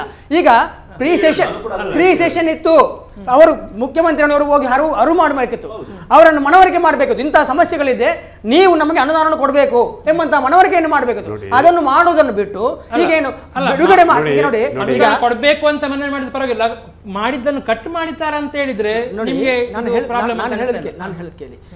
ಇಲ್ಲಿ ಪ್ರಯಾರಿಟಿ ಇತ್ತು. ಈಗ ಅವರು ಕೊಟ್ಟಂತ ಮಾತು ವಾಗ್ದಾನ ಅದನ್ನು ಅವರು ನೆರವೇರಿಸಲೇಬೇಕಿತ್ತು. ಒಂದು ವೇಳೆ ಅದನ್ನು ನೆರವೇರಿಸದಿದ್ದರೆ ಇದೇ BJP ಅವರು ರಾಷ್ಟ್ರವ್ಯಾಪಿ ಚಲಾವಣೆ ಇದು ಮಾಡ್ತಿದ್ರು. ಏನ್ ಮಾಡ್ತಿದ್ರು? ಇವರೇ ಹೋರಾಟ ಮಾಡಿದ್ದು ಮೊನ್ನೆ. ಅವರ ರೈತರ ಸಂಪೂರ್ಣ ಸಾಲವನ್ನು ಮನ್ನಾ ಮಾಡಬೇಕು ಅಂತ ಹೋರಾಡಿದ್ದು ಇವರೇ. ಅದಕ್ಕೆ ಅಲ್ಲ I am not against, but ಈಗ ಮೊನ್ನೆ ಅವರು ಇವರು ವಿರೋಧ ಪಕ್ಷದಲ್ಲಿ ಇರುವಂತವರು, ಇವರಿಗೂ ಆ ಪ್ರಜ್ಞೆ ಇರಬೇಕಿತ್ತು. ಈ ರೀತಿ ಮಾಡಿದ್ರೆ ನಾವು ಈ ರೀತಿ ಹೋರಾಟ ಮಾಡಿದ್ರೆ ಜನತೆ ಕಷ್ಟ ಆಗುತ್ತೆ ಅಂತ ವಿವೇಕ ಇವರಿಗೆ ಇತ್ತಲ್ಲ, ಯಾಕೆ ಇರ್ಲಿಲ್ಲ? ಅದು ಆಗ್ಬೇಕು ಇದು ಆಗ್ಬೇಕು ಎನ್ನುವಂತ ಒಂದು, ಅಂದ್ರೆ ಆಗುದಿಲ್ಲ ಅಂತ ಗೊತ್ತಿದ್ದ ಕಾರಣ ಇಲ್ಲಿಗೆ ಪ್ರೆಷರ್ ಆಗ್ತಾ ಇದೆ ಎನ್ನುವಂತ ಭಾವನೆ. ನೋಡಿ, ರೈತರ ಸಾಲ ಮನ್ನಾ ಮಾಡಲೇಬೇಕು ಅಂತ ಯಡಿಯೂರಪ್ಪನವರು ಅಲ್ಲಿ ಗರ್ಜಿಸಿದ ಕಾರಣ ನಿರಂತರವಾಗಿ ಕುಮಾರಸ್ವಾಮಿ ಅವರು ಹೇಳಿದರು 24 ಗಂಟೆಯಲ್ಲಿ ನಾನು ಮಾಡ್ತೇನೆ ಅಂತ. ಸಾಧ್ಯವಾ? ಅದರ ಫಲ ಈಗ ಅನುಭವಿಸ್ತಿದ್ದಾರೆ ಅವರು. ಅವರಿಗೆ ವಿಷಕಂಠ ಆಗ್ತಿದ್ದಾರೆ. ಈಗ ಅವರು ಕೂಗ್ತಾ ಇದ್ದಾರೆ, ನನಗೆ ಕಾಂಗ್ರೆಸ್ನವರಿಂದ ಪ್ರಬಲವಾದಂಥ ಒತ್ತಡ ಬರ್ತದೆ. ಯಾಕೆಂತ ಹೇಳಿದ್ರೆ, ಕುಮಾರಸ್ವಾಮಿ ಸಾಲ ಮನ್ನಾ ಮಾಡಿದರೆ ಕುಮಾರಸ್ವಾಮಿ ಬೆಳೀತಾರೆ, ಕಾಂಗ್ರೆಸ್ ಮುಗೀತದೆ ಲೋಕಸಭಾ ಚುನಾವಣೆ. ಅದಕ್ಕಾಗಿ ಎಷ್ಟು ಅವರೊಳಗಿನಂಥ ಸಂಘರ್ಷ ನಡೀತದೆ. ನಾನು ಮೀನುಗಾರಿಕೆಯ ಬಗ್ಗೆ ಬರ್ತಾ ಇದ್ದೇನೆ, ರೈತರ ಸಾಲದ ಬಗ್ಗೆ ನಾನು ಮಾತಾಡ್ತಿಲ್ಲ. ರೈತರ ಸಾಲದ ಬಗ್ಗೆ ನಿರಂತರ ಹೋರಾಟ ನಡೆದಿದೆ ಯಡಿಯೂರಪ್ಪರ ನೇತೃತ್ವದಲ್ಲಿ. ಅದೇ ಪ್ರಶ್ನೆ ಅಲ್ಲ. ಈಗ ನನಗೆ ಹೇಳೋದು ಪ್ರಶ್ನೆ, ಸರ್ಕಾರ ಬಂತು, 1 ತಿಂಗಳು ಇವರ ಗಲಾಟೆ ಆಯಿತು, ಯಾರು ಚೀಫ್ ಮಿನಿಸ್ಟರ್ ಆಗಬೇಕು. 1 ತಿಂಗಳು ಅವರನ್ನು ಚೀಫ್ ಮಿನಿಸ್ಟರ್ ಇನ್ಸ್ಟಾಲ್ ಮಾಡಲಿಕ್ಕೆ ಹೋಯಿತು ಬಿಡಿ. ಆ ನಂತರ ನೇರವಾಗಿ ಅವರು ಬಜೆಟ್ಗೆ ಹೋದರು. ಬಜೆಟ್ ಹೋಗುವಾಗ ಯಾರಿಗೆ ಗೊತ್ತು ಸ್ವಾಮಿ, ಬಜೆಟಲ್ಲಿ ಮೀನುಗಾರರಿಗೆ ಇಷ್ಟೆಲ್ಲ ಡ್ಯಾಮೇಜ್ ಮಾಡ್ತಾರೆ, ಇಷ್ಟು ಅನುದಾನ ಕಮ್ಮಿ ಮಾಡ್ತಾರೆ, ಯಾರಿಗೆ MLAಗಳಿಗಾಗಲಿ ಸಾರ್ವಜನಿಕ ಗೊತ್ತುಂಟಾ? ಇಲ್ಲ. ಈಗ ಅವರು ಮಂಡನೆ ಮಾಡಿದ ನಂತರ ಗೊತ್ತಾಯಿತು. ಅಷ್ಟರೊಳಗೆ ಯಾವುದೇ ಶಾಸಕ ಹೋಗಿ ಅವರಿಗೆ ಡ್ಯಾಮೇಜ್ ಮಾಡಬೇಡಿ ಅಂತ ಹೇಳುವಂಥ ಅಲ್ಲಿ ಸಮಯ ಇಲ್ಲ, ಅವಕಾಶ ಇಲ್ಲ. ಈಗ ಆಗಿದೆ, ಇನ್ನೇನು ಮಾಡಬೇಕು? ಮೀನುಗಾರ ಹೇಳೋದು ನಮಗೆ ಅನ್ಯಾಯ ಆಗಿದೆ, ಆದರೆ ನಿಮ್ಮ ಬಜೆಟನ್ನು ಮತ್ತೆ ಪುನರ್ವಿಮರ್ಶನೆ ಮಾಡಲಿಕ್ಕೆ ನಿಮಗೆ ಕಾಲಾವಕಾಶ ಇದೆ, ಮಾಡಿ. ಆ ಬಗ್ಗೆ ಚರ್ಚೆ ಮಾಡ್ತೀವಿ ನಾವು. ಹಾಗಾದ್ರೆ ಪುನರ್ವಿಮರ್ಶೆ ಮಾಡಿ ಏನಾದರೂ ಸಾಧನೆ ಮಾಡಲಿಕ್ಕೆ ಅಥವಾ ಏನಾದರೂ ಅಭಿವೃದ್ಧಿ ಮಾಡಲಿಕ್ಕೆ ಏನಾದರೂ ಮೀನುಗಾರರಿಗೆ ಕೊಡಲಿಕ್ಕೆ ಸಾಧ್ಯನಾ? ಆ ಬಗ್ಗೆ ಕಾರ್ಯಕ್ರಮದ ಮುಂದಿನ ಭಾಗದಲ್ಲಿ ಚರ್ಚೆ ಮಾಡ್ತೇವೆ, ಒಂದು ಪುಟ್ಟ ವಿರಾಮದ ಬಳಿಕ.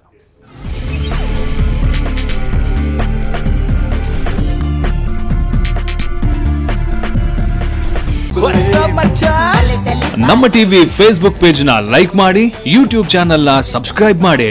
ನಮ್ಮ ಎಲ್ಲಾ ಯೂಟ್ಯೂಬ್ ವಿಡಿಯೋ ಅಪ್ಡೇಟ್ಸ್ಗೆ ಬೆಲ್ ಐಕಾನ್ ಕ್ಲಿಕ್ ಮಾಡಿ. ನಮ್ಮ ಟಿವಿ ಕರಾವಳಿ.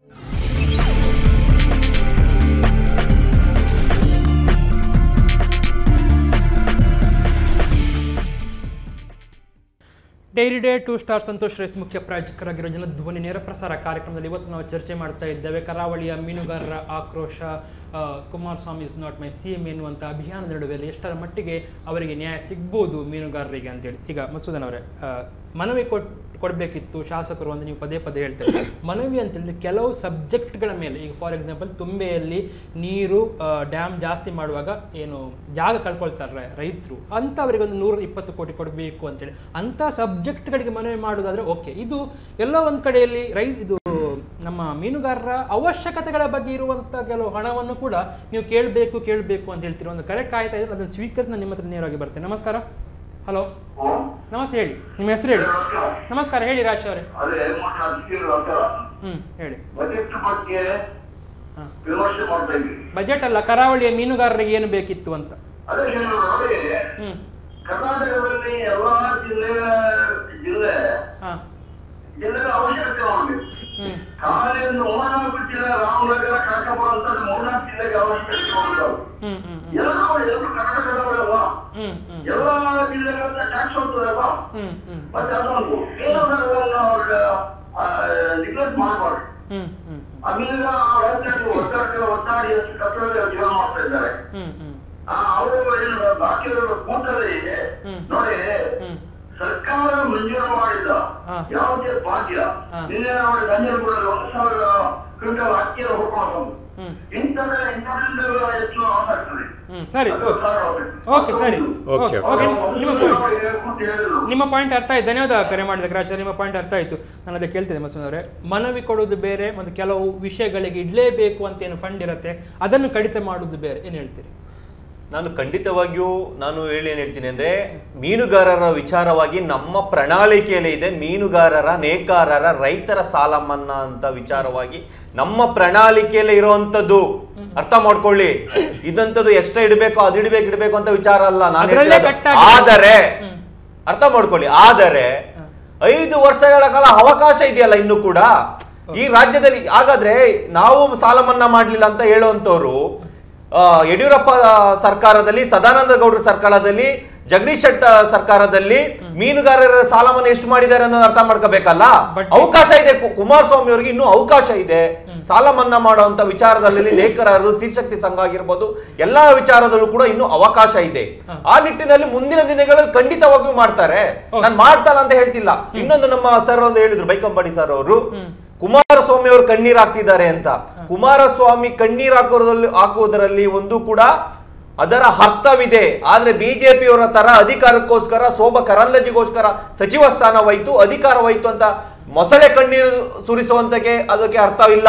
ಕುಮಾರಸ್ವಾಮಿ ಅವರ ರೈತ ಪರವಾದಂತಹ ಕಾಳಜಿಗೋಸ್ಕರ ಅವತ್ತು ಕಣ್ಣೀರ್ ಆಗ್ತಿರೋದು. ಯಾಕೆ ಆಗ್ತಿರೋದು? ನಾನು 34,000 ಕೋಟಿ ಮನ್ನಾ ಮಾಡಿದ್ರು ಕೂಡ ನನ್ನನ್ನು ಈ ಕೆಲವು ಮಾಧ್ಯಮಗಳು ಇಲ್ಲ ಸಲ್ಲದ ಆರೋಪ ಮಾಡ್ತಿದ್ದಾರೆ. ಮಡಿಕೇರಿಗೆ ಬರ್ತೀನಿ ಅಂತ ಹೇಳಿದ್ರು ಕೂಡ ಒಬ್ಬ ಬಾಲಕನ ಕೈಯಲ್ಲಿ ವಿಡಿಯೋ ಮಾಡಿಸ್ತಾರೆ.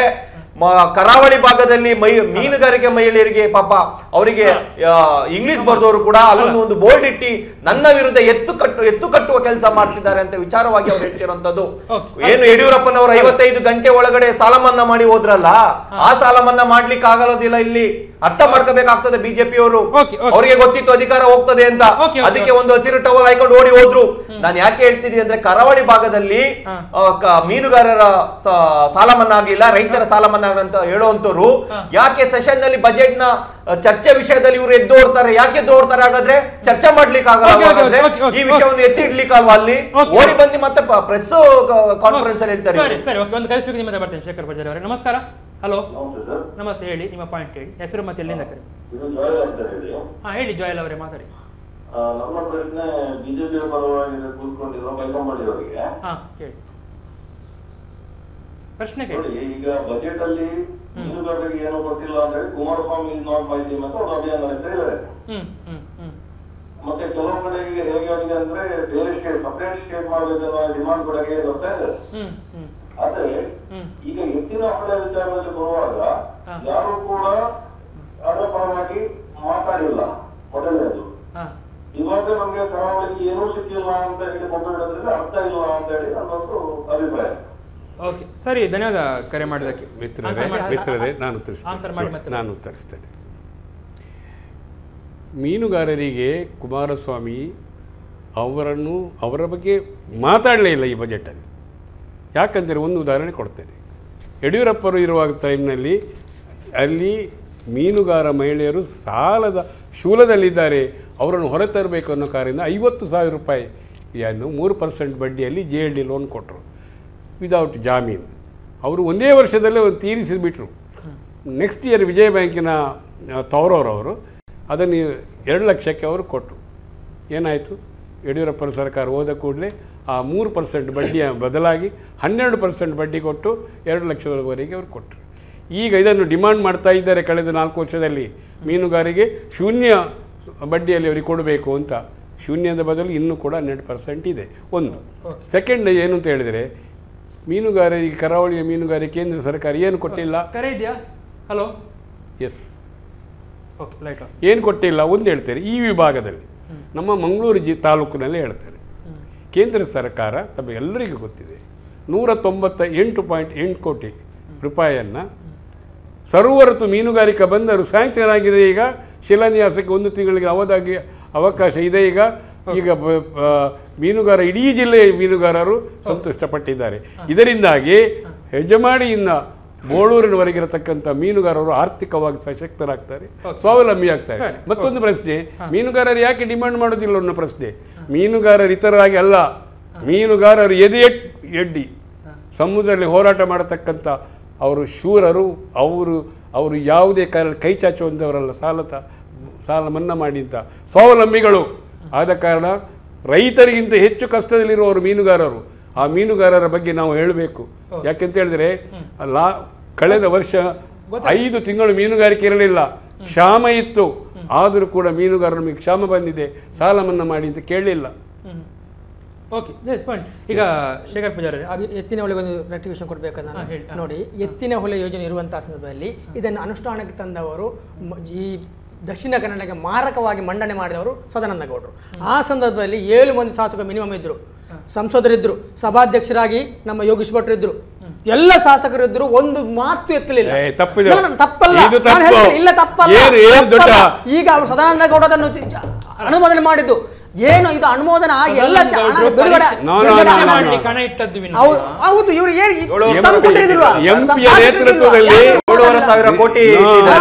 ಅದಕ್ಕೆ ಎಂಪಿ ಅವರ ನೇತೃತ್ವದಲ್ಲಿ ಹೋರಾಟ ಮಾಡ್ತಾರೆ, ಮಗುಗೆ ಗಿಂಟೋ ತರ ಮಾಡ್ತಾರೆ, ಅಲ್ಲಿ ಹೊಳ್ಳೋ ತರ ಮಾತಾಡ್ತಾರೆ. ಎಂಪಿ ಅವರು ಇಲ್ಲಿ ಸುಬ್ರಹ್ಮಣ್ಯದಿಂದ ಹೋರಾಟ ಮಾಡಿದ್ರೆ ನಮ್ಮ ಇದೇ ಜಿಲ್ಲೆಯಲ್ಲಿ ರಾಜಕೀಯ ಪುನರ್ಜೀವನ ಪಡೆದಂತಹ ಸದಾನಂದ ಗೌಡರು ಬೆಂಗಳೂರು ಉತ್ತರ ಲೋಕಸಭಾ ಕ್ಷೇತ್ರದಲ್ಲಿ ಬೇರೆ ಸ್ಟೇಟ್ಮೆಂಟ್ ಕೊಡ್ತಾರೆ. ವೀರಪ್ಪ ಮೊಯ್ಲಿ ಬಗ್ಗೆ ಯಾಕೆ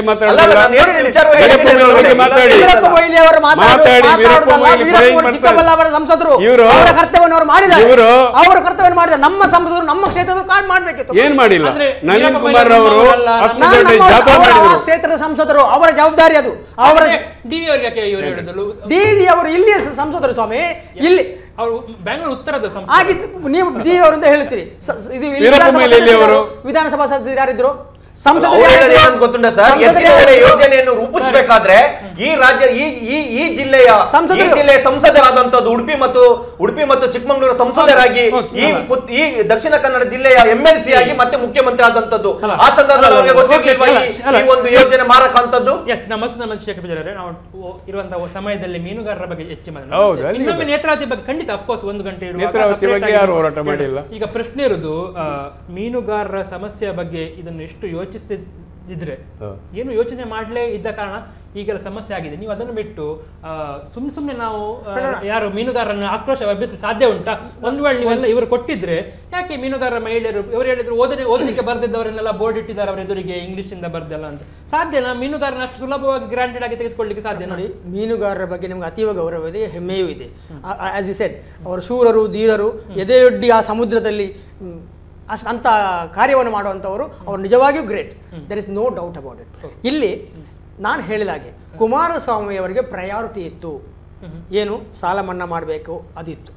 ಆ ನಿಟ್ಟಿನಲ್ಲಿ ನಾನು ಹೇಳುವುದಾದರೆ ಕುಮಾರಸ್ವಾಮಿ ಅವರು ಪ್ರಧಾನಮಂತ್ರಿಯನ್ನು ಭೇಟಿ ಮಾಡಿದ್ದಾರೆ. ನಮಗೆ ಸಾಲ ಮನ್ನಾ ಮಾಡುವಂಥ ಒಂದು ನಾವು ಮಾತಿಗೆ ಬದ್ಧತೆಯನ್ನು ವ್ಯಕ್ತಪಡಿಸಬೇಕಾಗಿದೆ. ಜನರಿಗೆ ಮೋಸವನ್ನು ಮಾಡಲಿಕ್ಕೆ ಸಾಧ್ಯವಿಲ್ಲ. ಆದ್ದರಿಂದ ನಮಗೆ ನೀವು ಅನುದಾನವನ್ನು ಕರುಣಿಸಬೇಕು, ರೈತರ ಪರ ನೀವು ಕರುಣೆಯನ್ನು ತೋರಿಸಬೇಕು ಅಂತ ಕುಮಾರಸ್ವಾಮಿಯವರನ್ನು ಮೀಟ್ ಆಗಿದ್ದಾರೆ. ಆದ್ರೆ ನಯಾ ಪೈಸೆ ಬಿಡುಗಡೆ ಆಗಲಿಲ್ಲ. ಅದನ್ನು ಇವರು ಮಾತಾಡುವುದಿಲ್ಲ. ಒಂದು ವೇಳೆ ಪ್ರಧಾನಮಂತ್ರಿ ಇವರ ಆಸೆಗೆ ಅವರು ಅನುದಾನವನ್ನು ಬಿಡುಗಡೆ ಮಾಡ್ತಿದ್ರೆ ಖಂಡಿತವಾಗಿಯೂ ಈ ಪರಿಸ್ಥಿತಿ ಮೀನುಗಾರರಿಗೆ ಬರುತ್ತಿದ್ದಿಲ್ಲ. ಇಂಡೈರೆಕ್ಟ್ಲಿ ಆಗಿ it is because of BJP they ruin. ಪ್ರಧಾನಮಂತ್ರಿಯವರಿಗೆ ಹಣ ಬಿಡುಗಡೆ ಮಾಡ್ಬೇಕಂತ ಮನಸ್ಸಿತ್ತೋ ಇಲ್ವೋ, ಆದ್ರೆ ಕಾಂಗ್ರೆಸ್ನವರಿಗೆ ಅಂತ ಸಾಲ ಮನ್ನಾ ಆಗ್ಬೇಕು ಅಂತ ಮನಸ್ಸಂತ ಗ್ಯಾರಂಟಿ ಇರಲಿಲ್ಲ. ಅನೇಕ ಕಾಂಗ್ರೆಸ್ ನಾಯಕರು ಡಿ.ಕೆ. ಶಿವಕುಮಾರ್ ಅಂತವರು ಅನೇಕ ಹೇಳಿದ್ದಾರೆ ಇದು ಸಾಧ್ಯ ಇಲ್ಲ. ನಾವು ಯಾವ ರೀತಿ ಪ್ಲೀಸ್ ನಾವು ಹೇಳುವಂಥದ್ದು ಅಲ್ಲಿ ಅಷ್ಟೊಂದು ಹಣವನ್ನು ಕ್ರೋಢೀಕರಣೆ ಮಾಡುವಂಥದ್ದು ಕಷ್ಟ ಸಾಧ್ಯ ಅಂತ ನಮ್ಮ ಭಾವನೆ. ಇದು ನಾವು ಮಾತ್ರ ಅಲ್ಲ, ಈಗ ಕುಮಾರಸ್ವಾಮಿ ಅವರು ಸಮೇತ ಹೇಳ್ತಾರೆ ಇಷ್ಟೊಂದು ಹಣವನ್ನು ಕ್ರೋಢೀಕರಿಸಿ ಮಾಡೋದು ಕಷ್ಟ. ಅದಕ್ಕಾಗಿ ನಾನು ಪ್ರಧಾನಮಂತ್ರಿಯನ್ನು ಅರಿಹಿದ್ದು ಬಟ್ ಈ ಟೋಟಲಿ ಔಟ್ ರೈಟ್ ರಿಜೆಕ್ಟೆಡ್. ಆದ್ರಿಂದ ಈ ಸಮಸ್ಯೆ ಬಂದಿದೆ. ಅವರು ನಮ್ಮ ದೇಶದ ಪ್ರಧಾನಮಂತ್ರಿ, ನಮ್ಮ ದೇಶದ ರೈತರ ಕರುಣೆ ಅವರಿಗೆ ಬೇಕಿತ್ತು, ಅವ್ರು ಮಾಡ್ಲಿಲ್ಲ ಅಂತ ನಾನು ಹೇಳಿಕೆ ಬಯಸ್ತೇನೆ. ಅಷ್ಟು ಮಾತ್ರ ಅಲ್ಲ, ಈ ಕ್ಷೇತ್ರದ ಸಂಸದರು ಅವರು ಸಮೇತ ಪ್ರಧಾನಮಂತ್ರಿ ಒತ್ತಡವನ್ನು ಹಾಕಬಹುದು, ಇನ್ನೂ ಹಾಕಬಹುದು. ಯಾಕೆ ಹಾಕುವುದಿಲ್ಲ? ಅವರು ಹಾಕುವುದಿಲ್ಲ. ಆ ಬಗ್ಗೆ ಬರ್ತೇನೆ. ಈಗ ಮಧ್ಯಪ್ರದೇಶದಲ್ಲಿ ರಾಹುಲ್ ಗಾಂಧಿ ಅವರು ಚುನಾವಣಾ ರ್ಯಾಲಿ ಮಾಡ್ತಾ ಇರುವಾಗ ಅಧಿಕಾರಕ್ಕೆ ಬಂದ್ರೆ ನಾವು ಸಾಲ ಮನ್ನಾ ಮಾಡ್ತೇವೆ ಅಂತೇಳಿ ಘಂಟಾಘೋಷವಾಗಿ ಹೇಳ್ತಾ ಇದ್ದಾರೆ. ನೀವು ಹೇಳುದು ನಿಮ್ಗೆ ಆಗುದಿಲ್ಲ ಎಂದ ಕೂಡಲೇ ನೀವು ಕೇಂದ್ರ ಸರ್ಕಾರಕ್ಕೆ ಹೋಗಿ ಹಣ ಕೊಡಿ ಅಂತ ಹೇಳುದು. ನೋಡಿ, ಕೊಡ್ಲಿಲ್ಲ ಎಂದ ಕೂಡಲೇ ನಮ್ಗೆ ಮಾಡ್ಲಿಲ್ಲ ಅಂತ. ಪ್ಲೀಸ್ ಡೋಂಟ್ ಇಂಟರ್ಪ್ರೆಟ್ ಮಾಡಬೇಡಿ. ನಾವು UPA 2 ಇದ್ದ ಸಂದರ್ಭದಲ್ಲಿ ರೈತರ ಸಾಲ 72,000 ಕೋಟಿಯನ್ನು ನಾವು ಮನ್ನಾ ಮಾಡಿದ್ದೇವೆ. ಎಲ್ಲಿ ಅಂತ ಹೇಳಿದ್ರೆ ನಿಮ್ಮ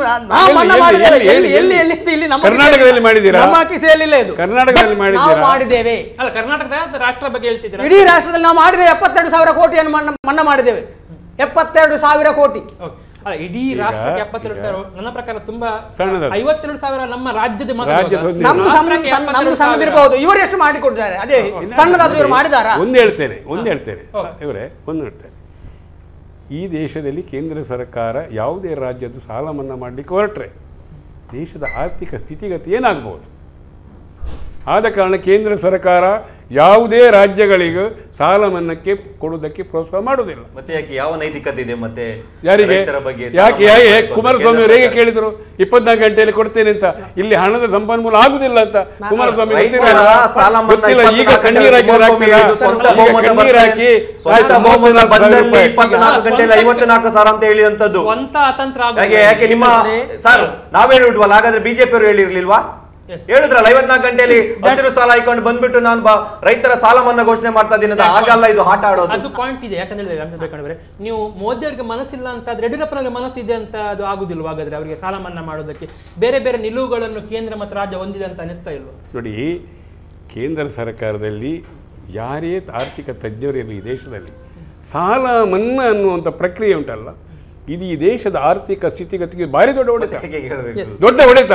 ಹಾಗಾದ್ರೆ ಸಾಲ ಮನ್ನಾ ಮಾಡುವುದಕ್ಕೆ ಸಾಲ ಕೊಡುದು ಸಾಲ ಮನ್ನಾ ಘೋಷಣೆ ಮಾಡ್ತಾರೆ ಅಂತ ಘೋಷಣೆ ಬಿಡಿ, ಅದೆಲ್ಲ ಅಪೀಸ್ಮೆಂಟ್, ವೋಟ್ ಬ್ಯಾಂಕಿಂಗ್ ಸ್ವಾಮಿ.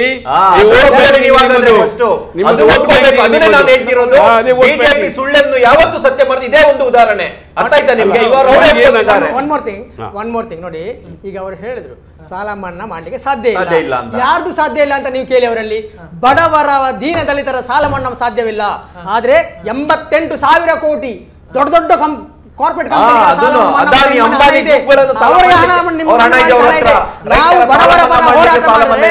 ಬಡವರ ಪರ ನಾವು ಹೋರಾಟ ಮಾಡಿದ್ರೆ, ಬಡವರ ಪರ ನಾವು ಇವರು ಆಗ ಅವ್ರು ಹೇಳ್ತಾರೆ ಇದು ಸಾಧ್ಯವಿಲ್ಲ, ನಮ್ಮಲ್ಲಿ ಪ್ರಿಂಟಿಂಗ್ ಮ್ಯಾಚಿಂಗ್ ಇಲ್ಲ. ನೀವು ನಿಮ್ಮ ರಾಷ್ಟ್ರ ನಾಯಕರನ್ನು ಪ್ರೂಫ್ ಇಟ್ಕೊಂಡು ಜನರ ಮುಂದೆ ಬನ್ನಿ, ಜನ ಮಾಡ್ತಾರೆ. ಅದಾನಿ ಅವರದ್ದಾಗಿದೆಯಾ, ಅಂಬಾನಿ ಅವರದ್ದಾಗಿದೆಯಾ ಅಥವಾ ರಿಲಯನ್ಸ್ ಯಾರ್ದಾಗಿದೆ ಅಂತ ನೀವು ಜನ ಡಿಸೈಡ್ ಮಾಡಿ ಆ ಬಗ್ಗೆ ಚರ್ಚೆ ಮಾಡ್ತಾರೆ. ಅಂದ್ರೆ ಮುಖ್ಯವಾಗಿ ಇವತ್ತು ನಾವು ಚರ್ಚೆ ಮಾಡ್ತಾ ಇರೋದು ಕರಾವಳಿಯ ಮೀನುಗಾರರ ಬಗ್ಗೆ. ಹಾಗಿದ್ರೆ ನೆಕ್ಸ್ಟ್ ಏನು, ಮುಂದೇನು? ಕುಮಾರಸ್ವಾಮಿ ಅವರು 15 ದಿನ ಟೈಮ್ ಕೊಡಿ, ನಾನು ಬರ್ತೇನೆ ಕರಾವಳಿಗೆ ಮಾತಾಡ್ತೇನೆ ಅಂತ ಹೇಳಿದರೆ ಇದು ಎಷ್ಟರ ಮಟ್ಟಿಗೆ ಪೂರಕವಾಗಿ ಇಂಪ್ಲಿಮೆಂಟ್ ಆಗುತ್ತೆ ಆ ಬಗ್ಗೆ ಚರ್ಚೆ ಮಾಡ್ತೇವೆ ಕಾರ್ಯಕ್ರಮದ ಕೊನೆಯ 10 ನಿಮಿಷಗಳ ಅವಧಿಯಲ್ಲಿ ಒಂದು ಪುಟ್ಟ ವಿರಾಮದ ಬಳಿಕ.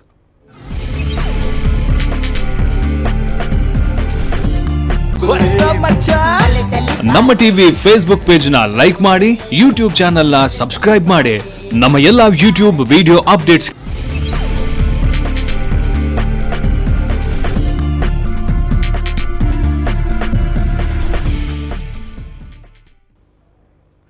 Dairy day 2 star Santosh rice ಮುಖ್ಯ ಪ್ರಾಯೋಜಕರಾಗಿರೋ ಜನಧ್ವನಿ ನೇರ ಪ್ರಸಾರ ಕಾರ್ಯಕ್ರಮದಲ್ಲಿ ಇವತ್ತು ನಾವು ಚರ್ಚೆ ಮಾಡ್ತಾ ಇದ್ದೇವೆ. ಕರಾವಳಿ ಕರ್ನಾಟಕದ ಮೀನುಗಾರರಿಗೆ ಬಜೆಟ್ನಲ್ಲಿ ಏನು ಕೊಡಲಿಲ್ಲ ಎನ್ನುವಂಥ ಭಾವನೆಯಿಂದ ಒಂದಿಷ್ಟು ಪ್ರತಿಭಟನೆಗಳು ಹೋರಾಟ ಮಾಡಲಿಕ್ಕೆ ಸಿದ್ಧತೆ ನಡೀತಾ ಉಂಟು. ಅದೇ ರೀತಿಯಲ್ಲಿ Kumaraswamy is not my C M ಎನ್ನುವಂಥ ಅಭಿಯಾನ ಕರಾವಳಿಯಲ್ಲಿ ಕೆಲವು ಕಡೆಗಳಲ್ಲಿ ಜಾಸ್ತಿಯಾಗಿ ಕೇಳಿ ಬರ್ತಾ ಉಂಟು. ಮತ್ತು ಮಾರುಕಟ್ಟೆಗಳು ಕೂಡ ಮೀನು ಮಾರುಕಟ್ಟೆಗಳಲ್ಲಿ ಮೀನುಗಾರರ ಮಹಿಳೆಯರು ತಮ್ಮ ಮಾರುವ ಸ್ಥಳದ ಎದುರಿಗೆ ಬೋರ್ಡ್ಗಳನ್ನು ಇಟ್ಟುಕೊಂಡು ತಮ್ಮ ಆಕ್ರೋಶವನ್ನು ವ್ಯಕ್ತಪಡಿಸ್ತಾ ಇದ್ದಾರೆ ಅಂತೇಳಿ. ಸೊ ಏನಾಗ್ಬೋದು, 15 ದಿನಗಳು ಬಿಟ್ಟು ಬರ್ತಾ ಇದ್ದಾರೆ ಅಂತ ಕುಮಾರಸ್ವಾಮಿ ಅವರು ಹೇಳಿದ್ದಾರೆ. ಮತ್ತು ನಿಮಗೆ ಓಕೆ ಹೇಳಿ ಮಾತಾಡಿ. ಹೌದು, ನಾವು ಈ ಚರ್ಚೆ ಮಾಡಿದ್ದೇವಲ್ಲ, ನಿಜವಾಗಿ ಮೀನುಗಾರರ ಆಕ್ರೋಶಕ್ಕೆ ಕಾರಣ ಏನು, ಪ್ರಮುಖ ಕಾರಣ ಏನು? ಮೀನುಗಾರಿಕೆಗೆ ತೆರಳತಕ್ಕಂಥ ಡೀಪ್ ಸೀ ಟ್ರಾಲರ್ಗಳು, ಮಧ್ಯಮ ಗಾತ್ರದ ಟ್ರಾಲರ್ಗಳಿಗೆ ಡೀಸೆಲ್ ಬೆಲೆಯನ್ನು 1.5 ರೂಪಾಯಿ ಲೀಟರಿಗೆ ಜಾಸ್ತಿ ಮಾಡಿದರು. ಆಗ ಕಾರಣ ಒಂದು ವಾಯೇಜ್ಗೆ ಹೋಗಿ ಬರುವಾಗ 8,000 ರೂಪಾಯಿ ಹೆಚ್ಚುವರಿ ಬರ್ತದೆ ಒಂದು ಬೋಟಿಗೆ.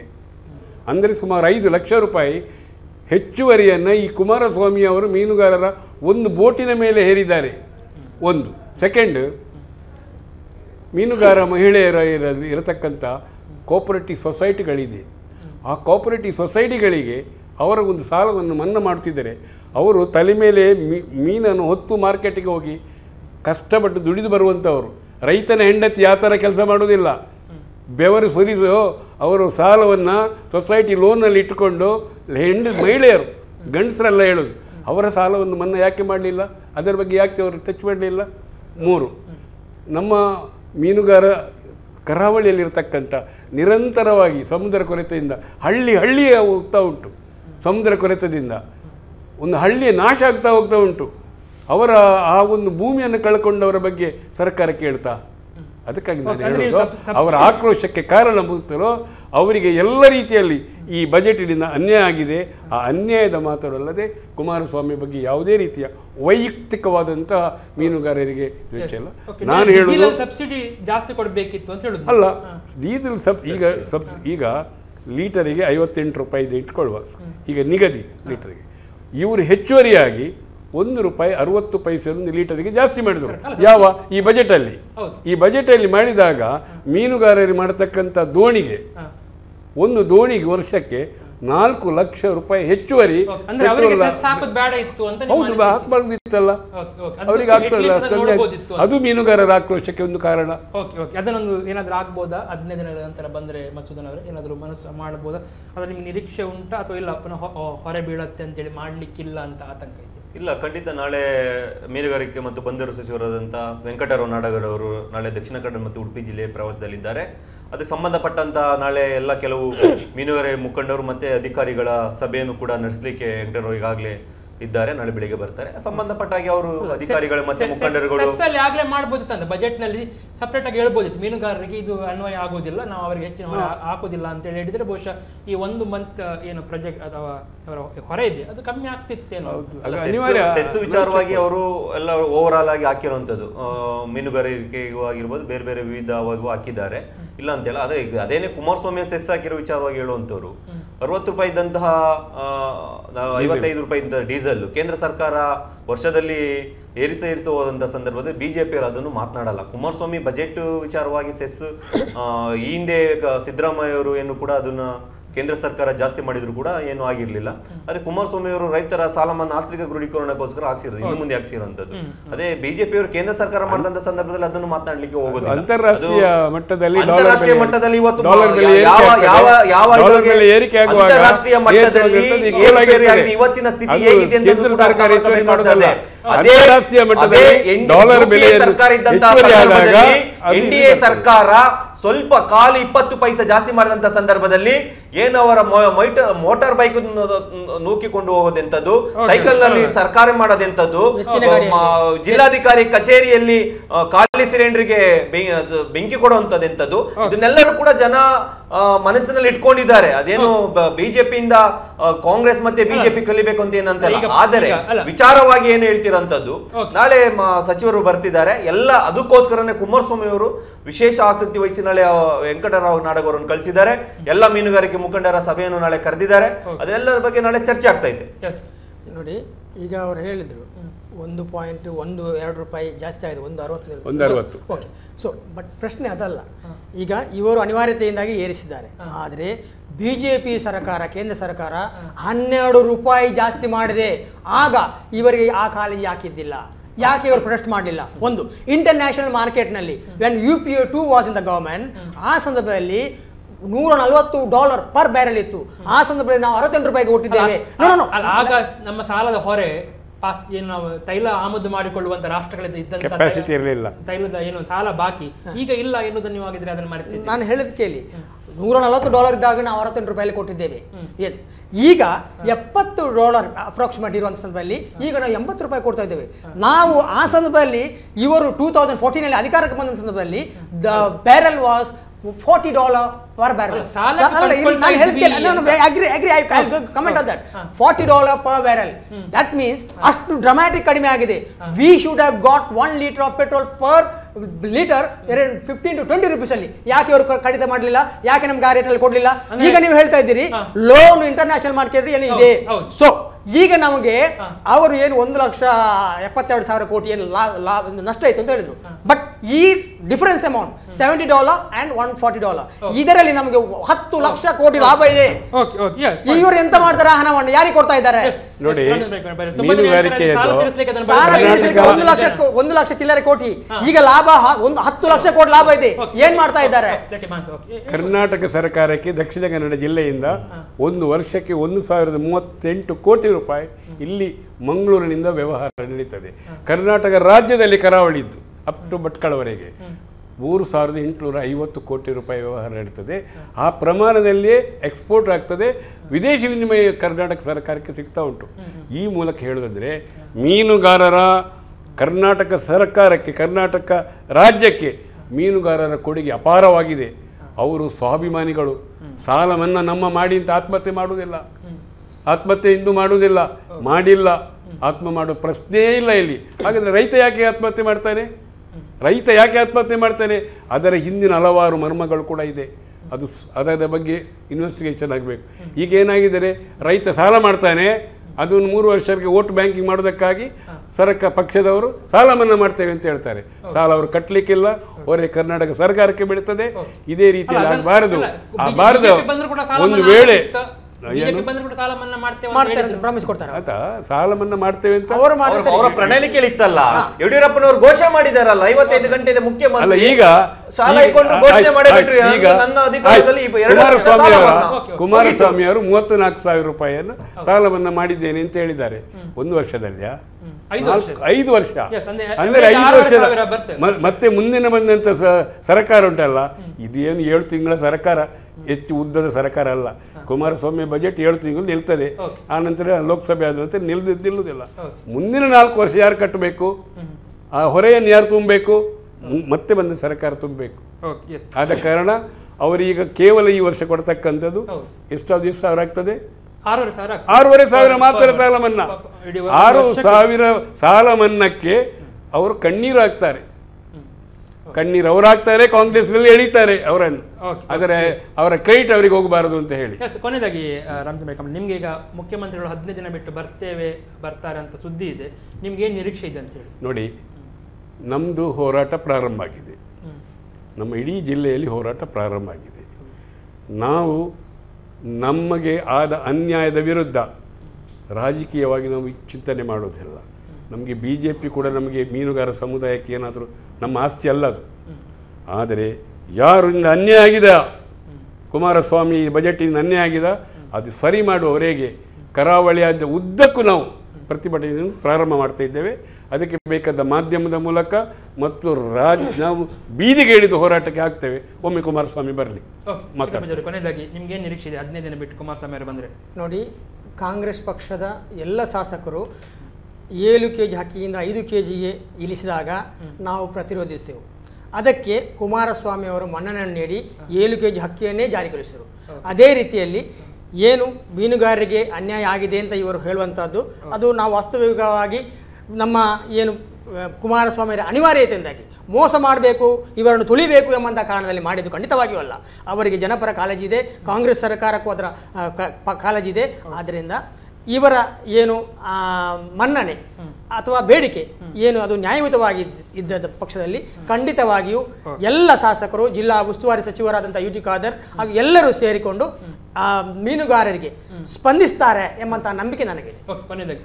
ಬಿಟ್ಟು ಬರ್ತಾರೆ, ಏನ್ ಹೇಳ್ತೀರಿ ಸಿಎಂ? ಏನು ಇವತ್ತು ಕುಮಾರಸ್ವಾಮಿ ಅವರು ಈ ತಿಂಗಳ 25 ಈ ತಿಂಗಳಲ್ಲಿ ಬರುವಂತಹ ಆಲೋಚನೆಯಲ್ಲಿದ್ದಾರೆ. ಏನು ಮೀನುಗಾರಿಕಾ ಮಹಿಳೆಯರಿಗೆ ಇವತ್ತು ಕುಮಾರಸ್ವಾಮಿ ನಮ್ಮ ಸಿಎಂ ಅಲ್ಲ ಅಂತ ಹೇಳುವಂತಹ ಅಭಿಯಾನ ಒಂದು ಬಿಜೆಪಿ ಪ್ರೇರಿತವಾಗಿ ನಡೆಯುತ್ತಿದೆ. ಮೀನುಗಾರಿಕಾ ಮಹಿಳೆಯರು ಅಮಾಯಕ ಮಹಿಳೆಯರಾಗಿರು, ಇದನ್ನು ಲಾಭ ಪಡೆಯಲು ಬಿಜೆಪಿ ಈ ತರದ ಯಾವುದೇ ಕೆಲಸಗಳನ್ನು ಮಾಡಬಾರ್ದು. ನಾನು ದಕ್ಷಿಣ ಕನ್ನಡ ಮತ್ತು ಈ ಕರಾವಳಿ ಜನರಲ್ಲಿ ನಾನು ಒಂದು ಮನವಿ ಮಾಡ್ಕೋತೇನೆ. ದಕ್ಷಿಣ ಕನ್ನಡ ಜಿಲ್ಲೆಯಲ್ಲಿ ಅನಿವಾರ್ಯಷ್ಟೇ ಬಂದಂಥ ಮಳೆಯ ಅನಾವೃಷ್ಟಿಯಿಂದ ಬಂದಂಥ ಸಂದರ್ಭದಲ್ಲಿ ಕುಮಾರಸ್ವಾಮಿ ಅವರು ಮೋದಿಯ ಬಳಿ 500 ಕೋಟಿ ಬೇಡಿಕೆಯನ್ನಿಟ್ಟಂಥ ಸಂದರ್ಭದಲ್ಲಿ ಅವರು ಸ್ಪಂದಿಸಲಿಲ್ಲ. ಇಲ್ಲಿಯ ಶಾಸಕರುಗಳು ಮೀನುಗಾರಿಕೆ ಸಮಸ್ಯೆ ಆಗಿರ್ಬೋದು, ಕಡಲ್ ಕೊರತೆ ಆಗಿರ್ಬೋದು, ಅದೇ ರೀತಿ ಇನ್ನೊಂದು ಸ್ವಲ್ಪ ವಿಚಾರವಾಗಿ ಆಗಿರ್ಬೋದು, ಯಾವುದೇ ತರಹದ ಬಜೆಟ್ನಲ್ಲಿ ಆಗಿರ್ಬೋದು, ವಿಧಾನಮಂಡಲ ಅಧಿವೇಶನದಲ್ಲಿ ಯಾವುದೇ ತರಹದ ಹೋರಾಟಗಳಾಗಲಿ ಏನೂ ಕೂಡ ಮಾಡಲಿಲ್ಲ. ಇದರಲ್ಲಿ ನೇರವಾಗಿಯೂ ಇಲ್ಲಿನ ಶಾಸಕರ ಒಂದು ದುರಾಡಳಿತವು ಕೂಡ ಎದ್ದಿ ಬರ್ತಿದೆ. ಅದೇ ರೀತಿ ನಾನೊಂದು ಬಿಜೆಪಿ ಅವರಿಗೆ ನಾನೊಂದು ಹೇಳಿಕ್ಕೆ ಇಷ್ಟಪಡ್ತೇನೆ ಮತ್ತು ಕರಾವಳಿಯರು ಕೂಡ ಇದನ್ನು ಅರ್ಥ ಮಾಡ್ಕೋಬೇಕು. ಖಾಲಿ ಕುಮಾರಸ್ವಾಮಿ ಅವರು ಕರಾವಳಿಗೆ ಅನ್ಯಾಯ ಮಾಡುವಂತ ನೀವು ಆಲೋಚನೆಯನ್ನು ದುರಾಲೋಚನೆಯನ್ನು ಬಿಟ್ಟು ಕೇಂದ್ರ ಸರ್ಕಾರದ ಮೋದಿ ಸರ್ಕಾರ ದಕ್ಷಿಣ ಭಾರತದ ರಾಜ್ಯಗಳಾದಂತಹ ಆಂಧ್ರ ಪ್ರದೇಶ, ತಮಿಳುನಾಡು, ಕರ್ನಾಟಕ, ಕೇರಳ ರಾಜ್ಯಗಳಿಗೆ ಯಾವುದೇ ತರಹದ ಅನುದಾನವನ್ನು ನೀಡದೆ ಇವತ್ತು ತಾರತಮ್ಯ ನಡೆಸಿದ್ದಾರೆ. ನಾವು ಕೂಡ ದಕ್ಷಿಣ ಭಾರತದ ಪ್ರಜೆಗಳು ಇವತ್ತು ನಾಗರಿಕರುಗಳು ನಾವು ಹೇಳಬೇಕಾಗ್ತದೆ, ಮೋದಿ ಮೈ ನಾಟ್ PM ಅಂತಹ ಅಭಿಯಾನಗಳನ್ನು ಕೂಡ ಮುಂದಿನ ದಿನಗಳಲ್ಲಿ ಮಾಡಬೇಕಾಗ್ತದೆ. ಇದರ ಇದರ ಬಗ್ಗೆ ಒಂದು ರಾಷ್ಟ್ರ ಮಟ್ಟದಲ್ಲಿ ಕೂಡ ಚರ್ಚೆ ನಡೀಬೇಕಾಗ್ತದೆ. ಆಗ ಗೊತ್ತಾಗ್ತದೆ ಏನು ದಕ್ಷಿಣ ಭಾರತದಲ್ಲಿ ಇರುವಂತಹ ಪ್ರಾದೇಶಿಕ ಪಕ್ಷದ ಏನು ಶಕ್ತಿ ಅನ್ನೋದನ್ನು ಕೂಡ ಮುಂದಿನ ದಿನಗಳಲ್ಲಿ ನಾವು ಮಾಡ್ಲಿಕ್ಕೆ ನಾವೆಲ್ಲರೂ ಕೂಡ ತಯಾರಾಗಿದ್ದೀವಿ ಅಂತ ನಾವು ಹೇಳಿಕ್ಕೆ ಇಷ್ಟಪಡ್ತೇನೆ. ಯಾವುದೇ ಒಂದು ಅನುದಾನ ಬಿಡುಗಡೆ ಮಾಡುವಾಗ ಅಥವಾ ಸಾಲ ಮನ್ನಾ ಅಂತ ಯೋಜನೆಗಳನ್ನು ಜಾರಿಗೆ ತರುವಾಗ ಅದರಲ್ಲಿ ಒಂದಿಷ್ಟು ಕಾಳಜಿ, ಒಂದಿಷ್ಟು ರಾಜಕೀಯ ಎರಡೂ ಬೆರ್ತಿರುತ್ತೆ.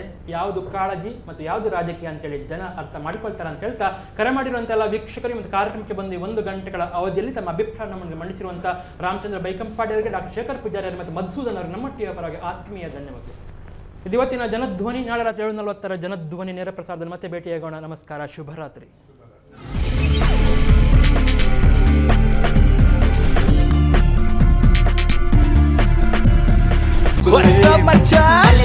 ನಮ್ಮ ಟಿವಿ ಫೇಸ್ಬುಕ್ ಪೇಜ್ ನ ಲೈಕ್ ಮಾಡಿ, ಯೂಟ್ಯೂಬ್ ಚಾನೆಲ್ ನ ಸಬ್ಸ್ಕ್ರೈಬ್ ಮಾಡಿ. ನಮ್ಮ ಎಲ್ಲಾ ಯೂಟ್ಯೂಬ್ ವಿಡಿಯೋ ಅಪ್ಡೇಟ್ಸ್ಗೆ ಬೆಲ್ ಐಕಾನ್ ಕ್ಲಿಕ್ ಮಾಡಿ. ನಮ್ಮ ಟಿವಿ, ಕರಾವಳಿ ಕರ್ನಾಟಕದ ನಾಡಿಮಿಡಿತ.